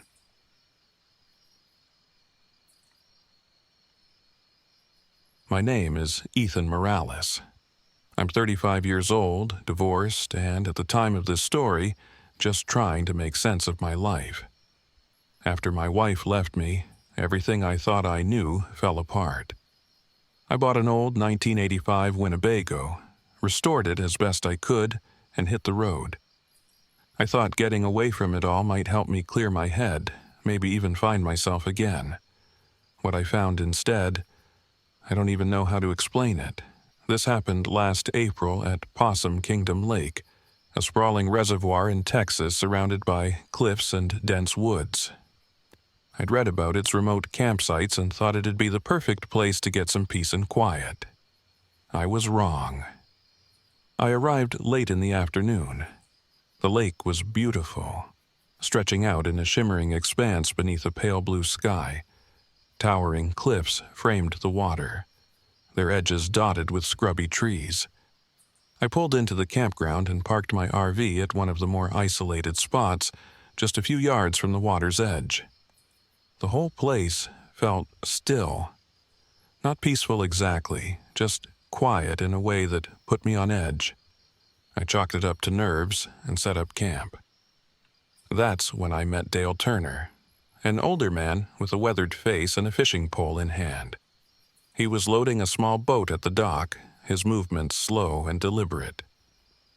"You camping here alone?" he asked when I walked over to say hello.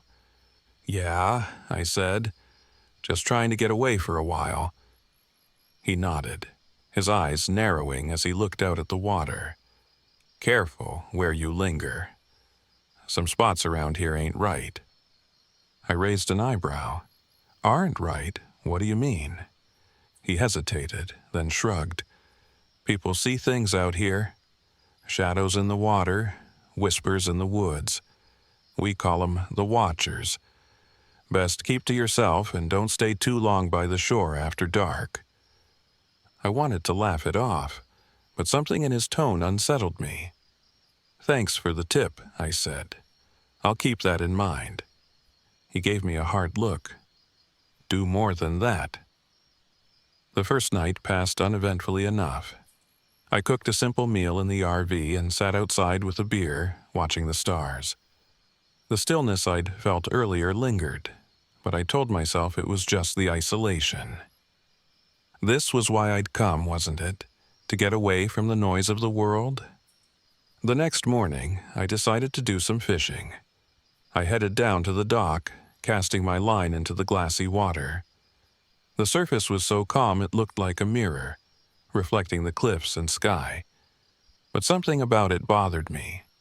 It felt too calm, like the lake was holding its breath.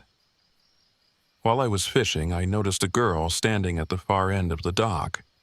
She looked about 12, with pale skin and long dark hair. She was staring out at the water, not moving. "Hey," I called. "You here with someone?" She didn't answer, just turned and walked away without a word. I watched her go, feeling a strange chill that had nothing to do with the weather. Things got weirder that evening. As I was cooking dinner, I heard a soft tapping on the outside of the RV. I froze, listening. The taps came again, deliberate and rhythmic. I grabbed a flashlight and opened the door, stepping out into the fading light. No one was there. I did a quick walk around the RV, my pulse racing, but saw nothing out of the ordinary. The only sound was the gentle lapping of the lake against the shore. I went back inside, locking the door behind me. That night, I woke to the sound of whispers. At first, I thought it was a dream, but when I opened my eyes, I realized the voices were real. They were faint, muffled, as if coming from just outside the RV. I sat up, my heart pounding. "Hello?" I called, my voice cracking. The whispers stopped. For a moment, there was only silence.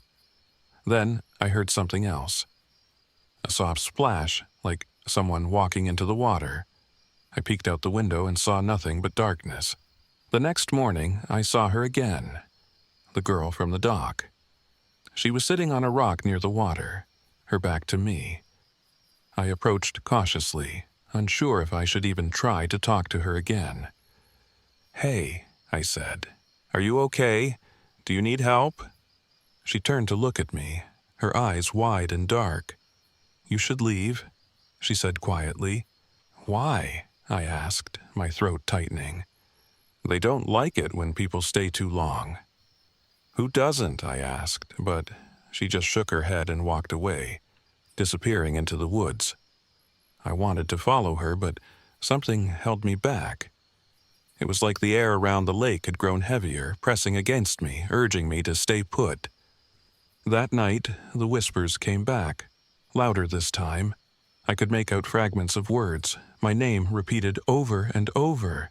Then I heard another voice, one I hadn't heard in months. "Ethan?" It was my ex-wife, Claire. "Help me." I stumbled to the window, panic rising in my chest. The shadows outside seemed to shift and move, coalescing into a shape. A tall, thin figure with impossibly long limbs. Its face was hollow, a blank slate with only the faintest suggestion of eyes. The RV lights flickered, and I felt an overwhelming sense of dread, like my entire body was being pulled toward the door. I grabbed a knife from the kitchen and stood my ground, my breathing shallow. The whispers stopped, the shadows retreated. But I knew this wasn't over. The next day, I tried to leave. I packed up my things, climbed into the driver's seat and turned the key. The engine sputtered but wouldn't start. I tried again. Nothing. Panic set in. I checked the battery, the fuel lines, everything I could think of, but nothing seemed out of place. It was as if the RV was refusing to let me leave. As I sat there, trying to calm myself, I saw the girl again. She was standing at the edge of the campground, her pale figure barely visible through the trees. I ran after her, desperate for answers. "Wait," I called. "Please, just tell me what's going on." She stopped and turned to face me. "They're watching you," she said. "They want you to stay." "Why?" I asked. "What do they want?" "To take you," she said simply, "like they took me." Her words hit me like a punch to the gut. "What do you mean? Who are you?" "I'm Alyssa," she said. "I drowned here with my dad a long time ago. They took us. Now they want you." That night, the watchers came for me. I built a fire outside the RV, hoping to keep them at bay. The shadows danced at the edges of the flames, their hollow faces flickering in and out of view. Their whispers grew louder, more insistent, as if they were trying to break through my mind. Then Alyssa appeared, standing just beyond the firelight. "There's a path," she said, "in the woods. It'll take you away from here. I didn't hesitate. Grabbing a flashlight, I followed her into the trees. The shadows pursued us, their forms twisting and contorting as they moved. I could feel them closing in, their cold presence brushing against my skin. Finally, we reached an old ranger station, abandoned and overgrown. Alyssa stopped and pointed to the door. "You'll be safe here," she said. I turned to thank her, but she was gone. By morning, the shadows had disappeared and my RV started as if nothing had happened. I drove away, my hands gripping the wheel so tightly my knuckles turned white. As I pulled onto the highway, I glanced in the rearview mirror. One of the watchers was standing in the middle of the road, watching me go. I don't know what they are or why they chose me, but I'll never forget those hollow faces or the whispers in the dark.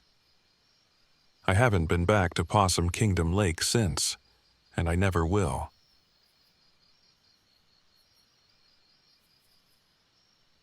My name is Lucas Reed, and I'm 30 years old.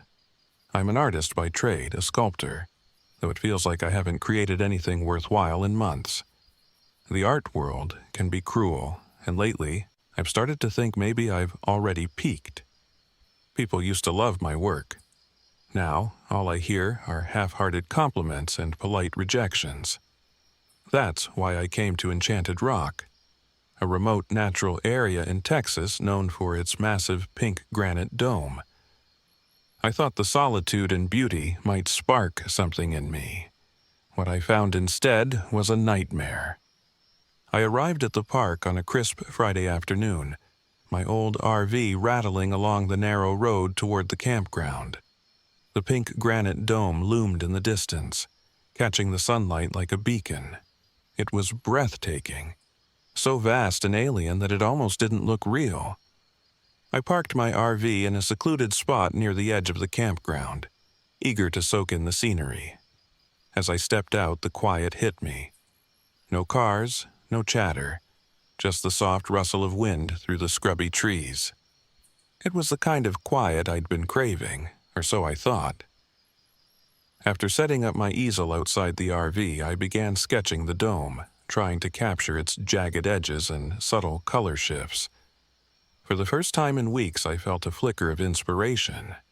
This was going to work, I told myself.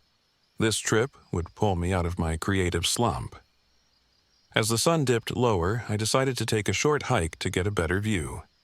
The trail was well marked, winding gently upward toward the dome. About halfway along, I came across a ranger. Carolyn, according to her name tag. She was middle-aged, with a friendly face and sharp eyes that didn't miss much. "You hiking up the dome?" she asked, leaning casually on a walking stick. "Thinking about it," I said. "I want to get some sketches before dark." Her smile faded slightly. "Stay on the marked trails, and don't linger too long up there. It gets tricky after sunset." "Why's that?" I asked, half expecting her to say something about snakes or uneven terrain. She hesitated. "People talk about strange things happening around here, whispers, shadows, faces in the rock. Just urban legends, of course, but it's easy to spook yourself when you're alone."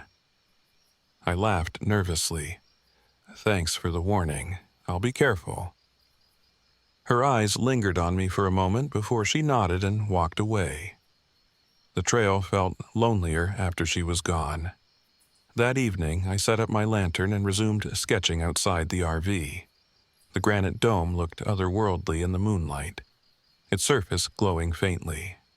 As I worked, I thought I heard something. A soft whisper carried on the breeze. I paused, straining to listen, but there was nothing. Just the wind. I shook it off and went back to sketching, but the whispers came again, faint and indistinct. They seemed to be coming from the direction of the rock. Goosebumps prickled my arms as I stood and shone my flashlight toward the dome. The beam swept across the surface, revealing nothing out of the ordinary. Still, the whispers stayed with me, even after I retreated inside the RV for the night. The next morning, I decided to hike up the dome. Armed with my sketchbook and a bottle of water, I set out early, eager to explore. The trail was quiet, the only sounds the crunch of my boots on the gravel and the occasional chirp of a bird.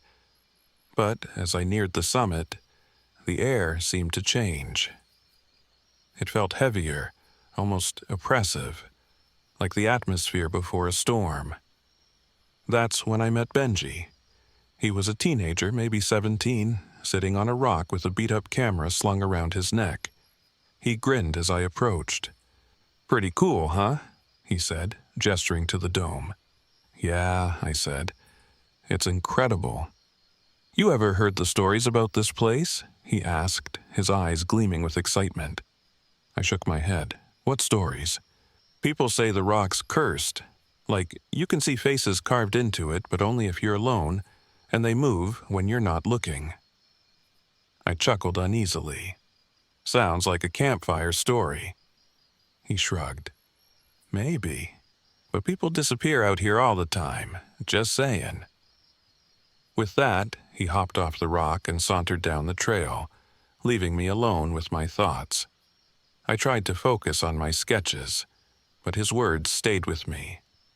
As I ran my hand over the cool granite, I thought I saw something. A faint outline, like a face screaming in agony. I blinked, and it was gone.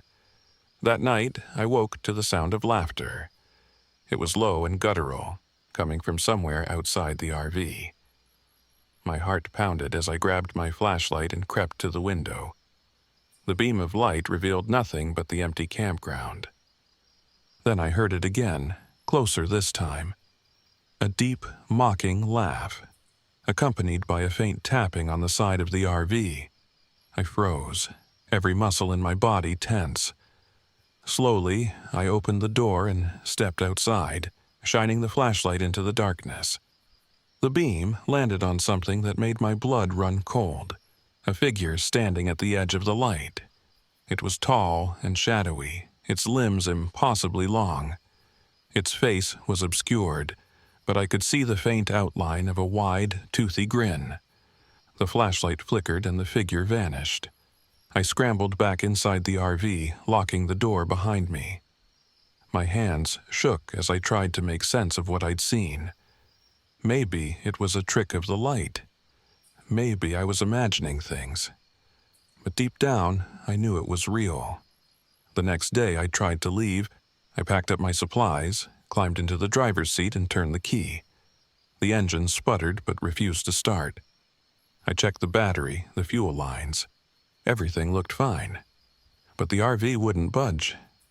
As I stood there, staring at the engine in frustration, I heard the whispers again. They were louder now, more distinct, and they seemed to be coming from the rock. Against my better judgment, I grabbed my sketchbook and began walking toward the dome. The air grew colder as I approached, and the whispers turned into laughter, taunting and cruel. At the summit, the figure appeared again. This time, it didn't vanish. It stood motionless, its grin stretching impossibly wide. "You've come for inspiration," it said, its voice low and guttural. "I can give it to you." I couldn't speak, couldn't move. The figure stepped closer, its shadowy form distorting as it moved. "All it will cost you is everything." Visions flooded my mind, my hands crafting beautiful sculptures, my work admired by the world. But there was a price.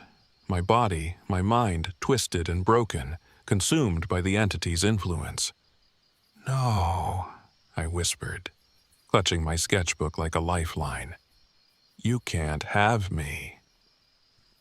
Desperate, I began to draw. My hands moved instinctively, sketching the figure in frantic, jagged lines. As I drew, the figure began to falter, its grin fading, its form flickering like a dying flame. "You think you can trap me?" it snarled, its voice filled with rage. "You are nothing without me." With one final stroke, I finished the sketch. The figure let out a bone-chilling scream and dissolved into the shadows, leaving me alone on the summit. I don't remember much about the trip back to the RV. Somehow, the engine started, and I drove away without looking back. The sketch of the entity still sits in my studio, a reminder of what I saw and what I almost lost. I haven't been back to Enchanted Rock since, but sometimes, late at night, I see that grin in the corner of my vision, and I wonder if I truly escaped.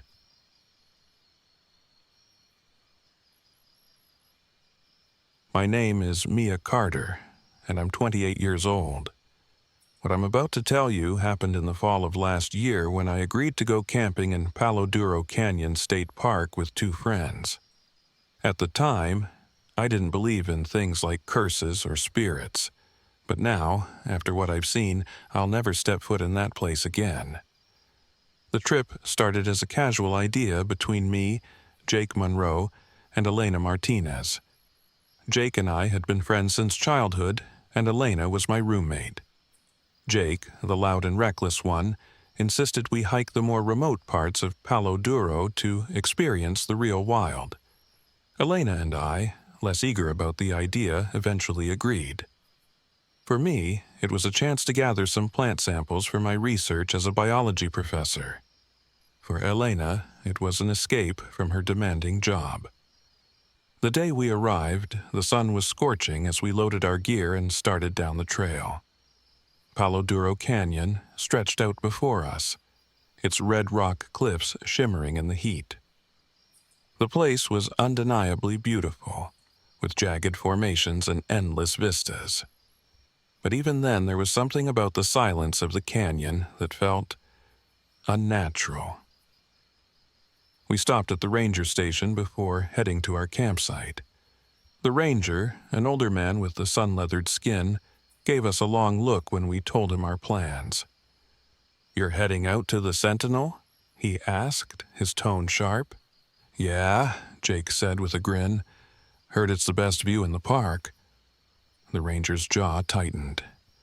"Stay on the marked trails, don't go near the caves, and don't touch anything you don't recognize. Understand?" Jake waved him off, muttering about superstitions, but Elena's eyes darted nervously toward me.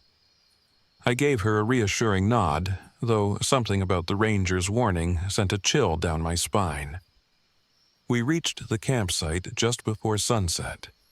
It was tucked under a massive rock formation the locals called the Sentinel. Jake immediately started setting up his tent, claiming the best spot closest to the rock. Elena hesitated, looking around as if she could sense something we couldn't. "This place feels off," she said quietly.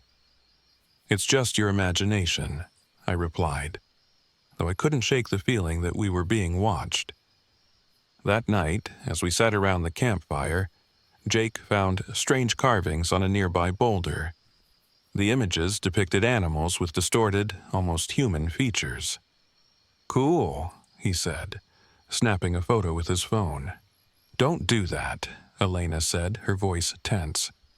"Those could be sacred." Jake laughed. "Come on, they're just old scratches on a rock." I wanted to side with Elena, but I didn't want to argue with Jake.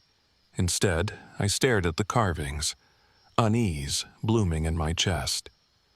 The first sign that something was wrong came the next morning. Jake's gear, which he'd left neatly packed, was scattered across the ground. His backpack was torn, the fabric shredded as if by claws. "Very funny," he said, glaring at me and Elena. "We didn't touch your stuff," I insisted. Elena crouched down, inspecting the torn fabric. "These marks, they're too deep for a knife. What could have done this?" Jake shrugged it off, blaming coyotes, but I could see the flicker of doubt in his eyes. As we set out to explore the area, we found more unsettling signs. Bare human footprints in the dirt that morphed into hoof marks and back again. By evening, Elena was growing increasingly uneasy. "I don't think we're alone out here," she said as we cooked dinner over the fire. Jake rolled his eyes. "Relax, it's just animals." But I wasn't so sure, and that night, as I lay in my tent, I heard it, a faint, rhythmic drumming, carried on the wind. At first, I thought it was my imagination. But then Elena whispered from her tent, "Do you hear that?" I wanted to say no, but the truth lodged in my throat. The next morning, Jake wandered off to collect firewood. When he returned, his face was pale, and his usual bravado was gone. "There's something out there," he said, his voice low. "What did you see?" I asked.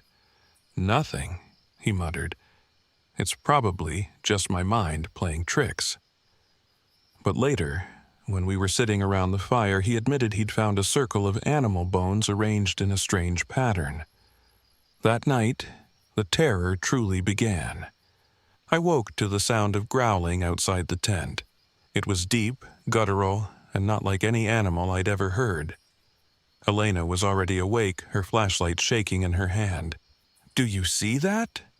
she whispered, pointing through the tent's mesh window. A figure stood at the edge of the firelight. It was humanoid but wrong. Its limbs were too long, its movements too jerky. Its face shifted in the flickering light, at times resembling a coyote, at others a man. "Jake!" Elena hissed. Jake unzipped his tent, flashlight in hand. "Hey! Get the hell out of here!" The figure turned toward him, tilting its head as if studying him. Then it spoke, in Jake's voice. "Hey! Get the hell out of here!" We froze. My heart hammered as the creature repeated Jake's words, its tone mocking and distorted. Then it retreated into the darkness, leaving us trembling. By morning, Jake was determined to leave, but our supplies were ruined. Our water jugs slashed, our food scattered and spoiled. Even worse, the trail back seemed to have vanished. "We're going in circles," Elena said, her voice cracking. "That's impossible," I replied, but deep down I knew she was right. As the day wore on, the creature grew bolder. It followed us, staying just out of sight, but we could hear it. Its growls, its laughter, and its chilling ability to mimic our voices. By nightfall, Jake was unraveling. "We need to fight it," he said, gripping a makeshift spear he'd carved from a branch. "No," Elena said firmly, "you can't fight something like this." But Jake didn't listen. When the creature appeared again, he charged at it, screaming. "Jake, no!" I shouted, but it was too late. The creature moved faster than anything I'd ever seen, dragging Jake into the darkness. His screams echoed through the canyon, then stopped abruptly. Elena and I fled, stumbling through the rocky terrain until we reached a cave. Inside, we found remnants of a ceremonial site, stone altars, burned offerings, and markings similar to the ones Jake had photographed. "This is a skinwalker," Elena said, her voice trembling.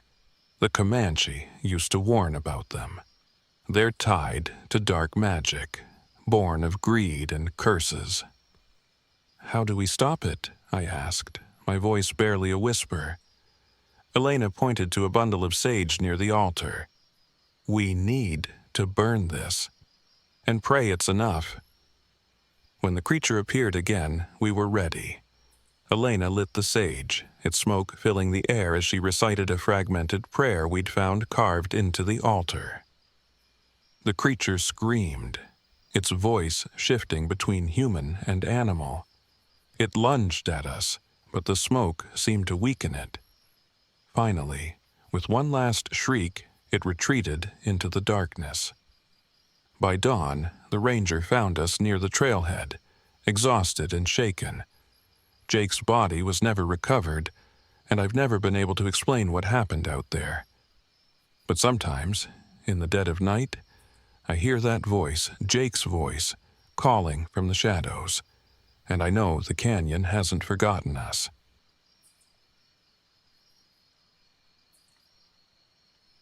My name is Travis Steele, and I'm 36 years old. What I'm about to tell you happened last fall. during a solo RV trip through the Davis Mountains in Texas.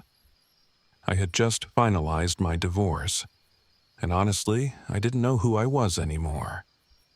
Life had lost its shape, and I thought hitting the road alone might help me sort through the pieces. What I didn't know was that solitude can be a dangerous thing. It started when I pulled into a small rundown RV park near Fort Davis. I wasn't planning to stop there, but after hours of winding through narrow roads with my RV, I needed a break. The place was almost deserted, just a few old campers scattered among dusty mesquite trees. The manager, Joe, came out to greet me. He was an older guy, leathery from years of sun, and had a way of looking at you that made you feel exposed. "Not many folks come through here this time of year," he said, squinting at me. "You headed deeper into the mountains?" I nodded. Figured I'd explore for a couple of days, clear my head. Joe's expression darkened. "Stay on the main roads. Don't wander off too far. And for the love of God, don't pick up any hitchhikers." I chuckled nervously. "Hitchhikers out here?" Joe didn't laugh, he just muttered something about La Sombra del Camino, the shadow of the road, and walked back to his office. I brushed it off as local superstition, just an old-timer trying to spook a city boy. The next morning, I left the RV park and headed deeper into the Davis Mountains. The scenery was breathtaking. Rugged cliffs, dense groves of oak and juniper, and long stretches of empty road. The quiet was almost overwhelming, like the world had been turned down to a whisper. That's when I saw her. She was standing by the roadside, motionless. A young woman, maybe mid-20s, with long dark hair and a pale face. She was wearing a tattered white dress that looked out of place in the harsh, dusty landscape. I slowed the RV, rolling to a stop a few yards ahead of her. Something about her stillness made my stomach twist, but my guilt got the better of me. She was alone out here. What kind of person would I be if I didn't help? I leaned out the window. "Hey, you okay? Need a ride?" She turned her head slowly, almost unnaturally, and met my eyes. For a moment I regretted stopping. Her expression was blank, her skin pale enough to seem translucent, but then she nodded, and I felt foolish for being afraid. "Yeah," she said softly, I need to get home." She climbed into the passenger seat, her movements stiff and deliberate. Up close, she was even paler than I'd realized, her eyes shadowed like she hadn't slept in days. "Where are you headed?" I asked, trying to break the silence. She hesitated. "Just down the road." Not much of an answer, but I let it go. As we drove, she barely spoke. I'd ask a question, where she was from, why she was out here, but her answers were vague, like she didn't want to be pinned down. The quiet started to get to me. The air inside the RV felt heavier, and the temperature dropped, even though the sun was still blazing outside. "Mind if I turn up the heat?" I asked. She didn't respond, just stared out the window. The first real sign that something was wrong came that night. I'd pulled off the road to set up camp, parking in a clearing surrounded by scrub trees. The woman had barely moved or spoken the entire drive, and I was starting to feel uneasy. "You can sleep on the couch," I offered, gesturing to the small pullout near the RV's kitchenette. She nodded without looking at me and sat down, staring at the floor. I left her there and climbed into the bed at the back of the RV, pulling the curtain closed. I woke up to the sound of footsteps. At first, I thought it was an animal outside, but then I realized the sound was coming from inside the RV. Slow, deliberate steps, pacing back and forth. I peeked through the curtain. She was standing in the middle of the RV, staring at her own reflection in the window. Her lips were moving, but no sound came out. "Everything okay?" I asked, my voice shaky. She didn't turn around. Instead, she tilted her head, her reflection locking eyes with mine. "You should have left me there," she whispered. The next morning, I told myself it was just a bad dream, a trick of the mind brought on by exhaustion and stress. But things only got stranger. As we drove, I noticed items in the RV weren't where I'd left them. My phone charger was missing, only to reappear in the bathroom. A picture of my parents fell off the counter. The glass frame shattered. And then there were the reflections. Every time I glanced at the rearview mirror, I'd catch a glimpse of her sitting silently, but something was always off. Her head would be turned at an unnatural angle, or her eyes would be too wide, but when I looked directly at her, she was normal. At least, as normal as she could be. By the third day, I couldn't take it anymore. I stopped at a scenic overlook, the mountains stretching endlessly into the horizon, and turned to her. "Who are you?" I demanded. She didn't answer, just stared at me with those hollow eyes. "I'm serious," I said, my voice rising. "What are you doing here?" She smiled then, a cold, unsettling smile. "You invited me." The temperature inside the RV plummeted. My breath came out in visible puffs, and the walls seemed to creak under an invisible pressure.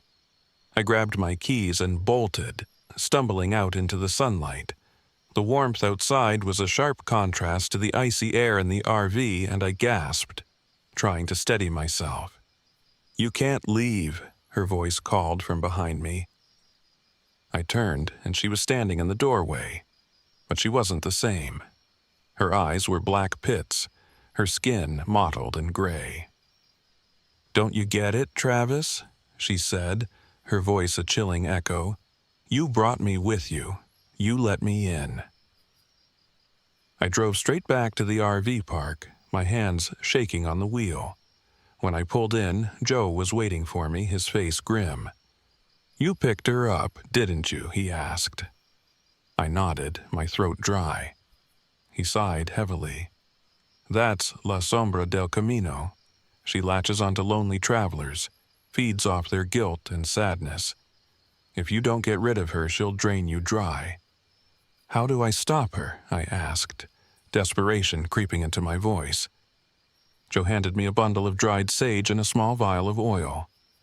"Burn this, say a prayer, any prayer you know, and don't look at her while you do it." That night, I lit the sage, the acrid smoke filling the RV. She appeared almost immediately, standing at the far end of the room. Her form twisted and shifted, her voice mocking me. "You think this will save you?" she snarled. "You think you can escape me?" I closed my eyes and muttered the only prayer I could remember, something my grandmother used to say when I was a kid. "Keep going," Joe's voice echoed in my mind. "Don't stop, no matter what she says." She screamed, a sound that seemed to pierce my skull, but I didn't stop.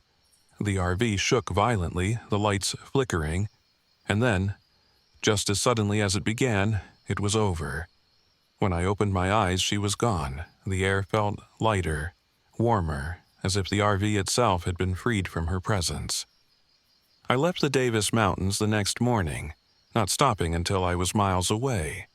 To this day, I don't know if I'll ever feel truly safe again. Sometimes, when I'm driving at night, I catch a glimpse of a pale figure standing by the roadside. I never stop, because I know now, some passengers are never meant to be picked up.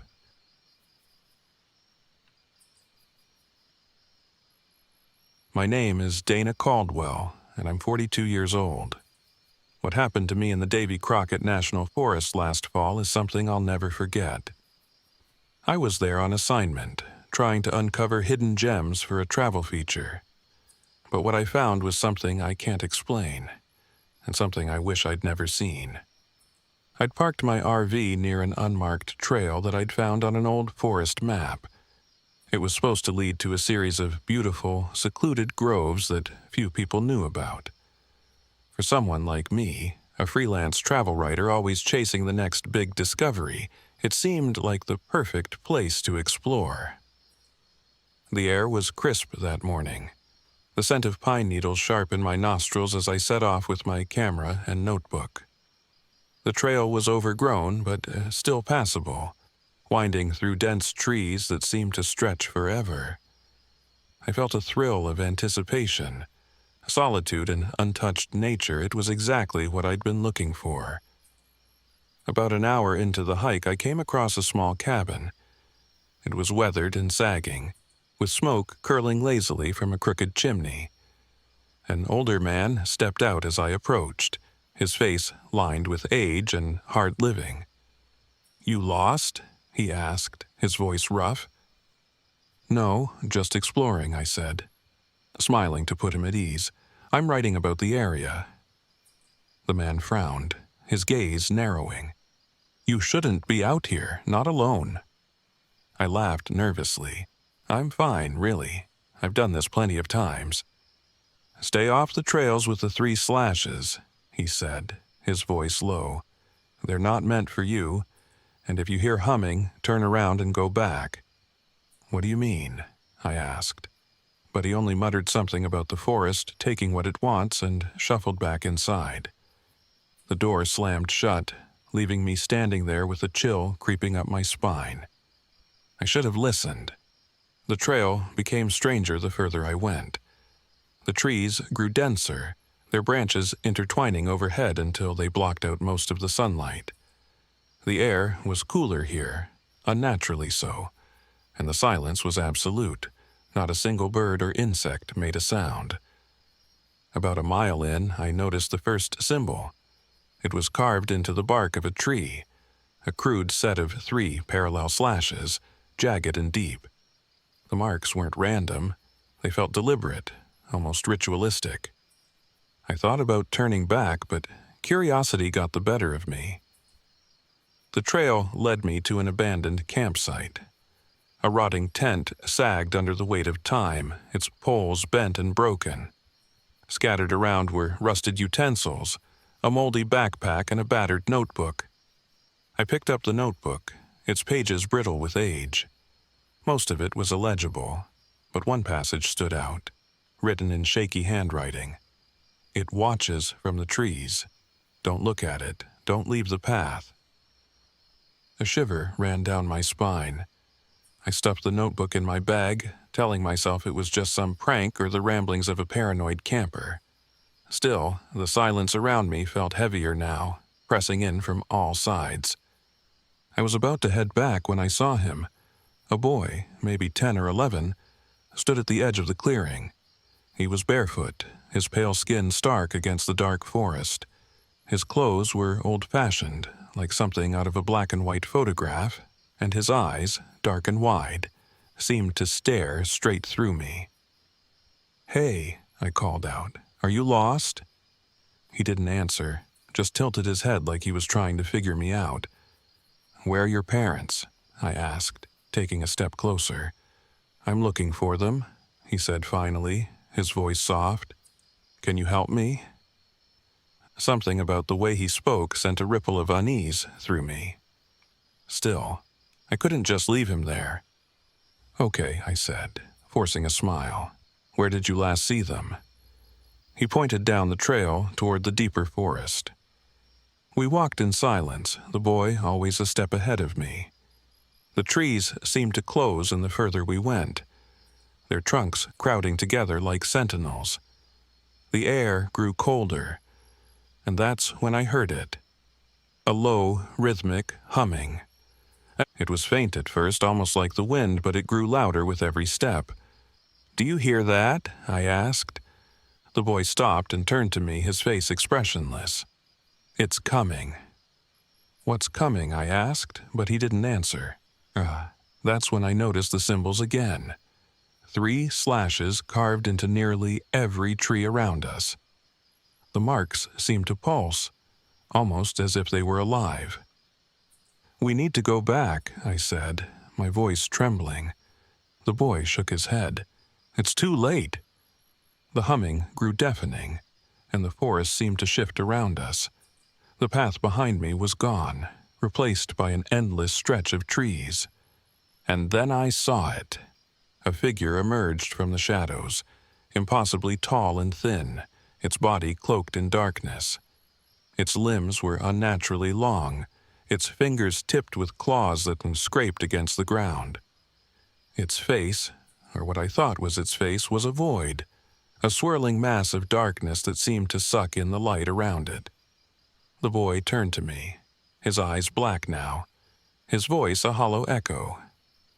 "It's here for you." I stumbled back, my heart racing. The creature moved closer, its presence suffocating. "Stay back!" I screamed, fumbling for the flare gun in my pack. I fired blindly, the flare cutting through the darkness with a burst of red light. The creature shrieked, a sound that seemed to shake the ground, and recoiled into the shadows. Grabbing the boy's arm, I tried to pull him with me, but his skin was ice cold, and he didn't move. "You can't save me," he said, his voice barely audible. "It won't let you." I ran, the flare still clutched in my hand, the forest warping and twisting around me. The trees seemed to reach for me, their branches clawing at my clothes. When I finally burst into a clearing, the RV was there, parked where I'd left it. I didn't stop running until I was inside, slamming the door and locking it. The boy appeared outside the window, staring at me with those empty eyes. "You shouldn't have come," he whispered. Then he was gone. I drove out of that forest as fast as I could, not stopping until I reached a small diner miles away. To this day, I don't know what I encountered in those woods, but sometimes, when I'm alone at night, I hear that humming again, and I wonder if it's still out there, waiting for me to return.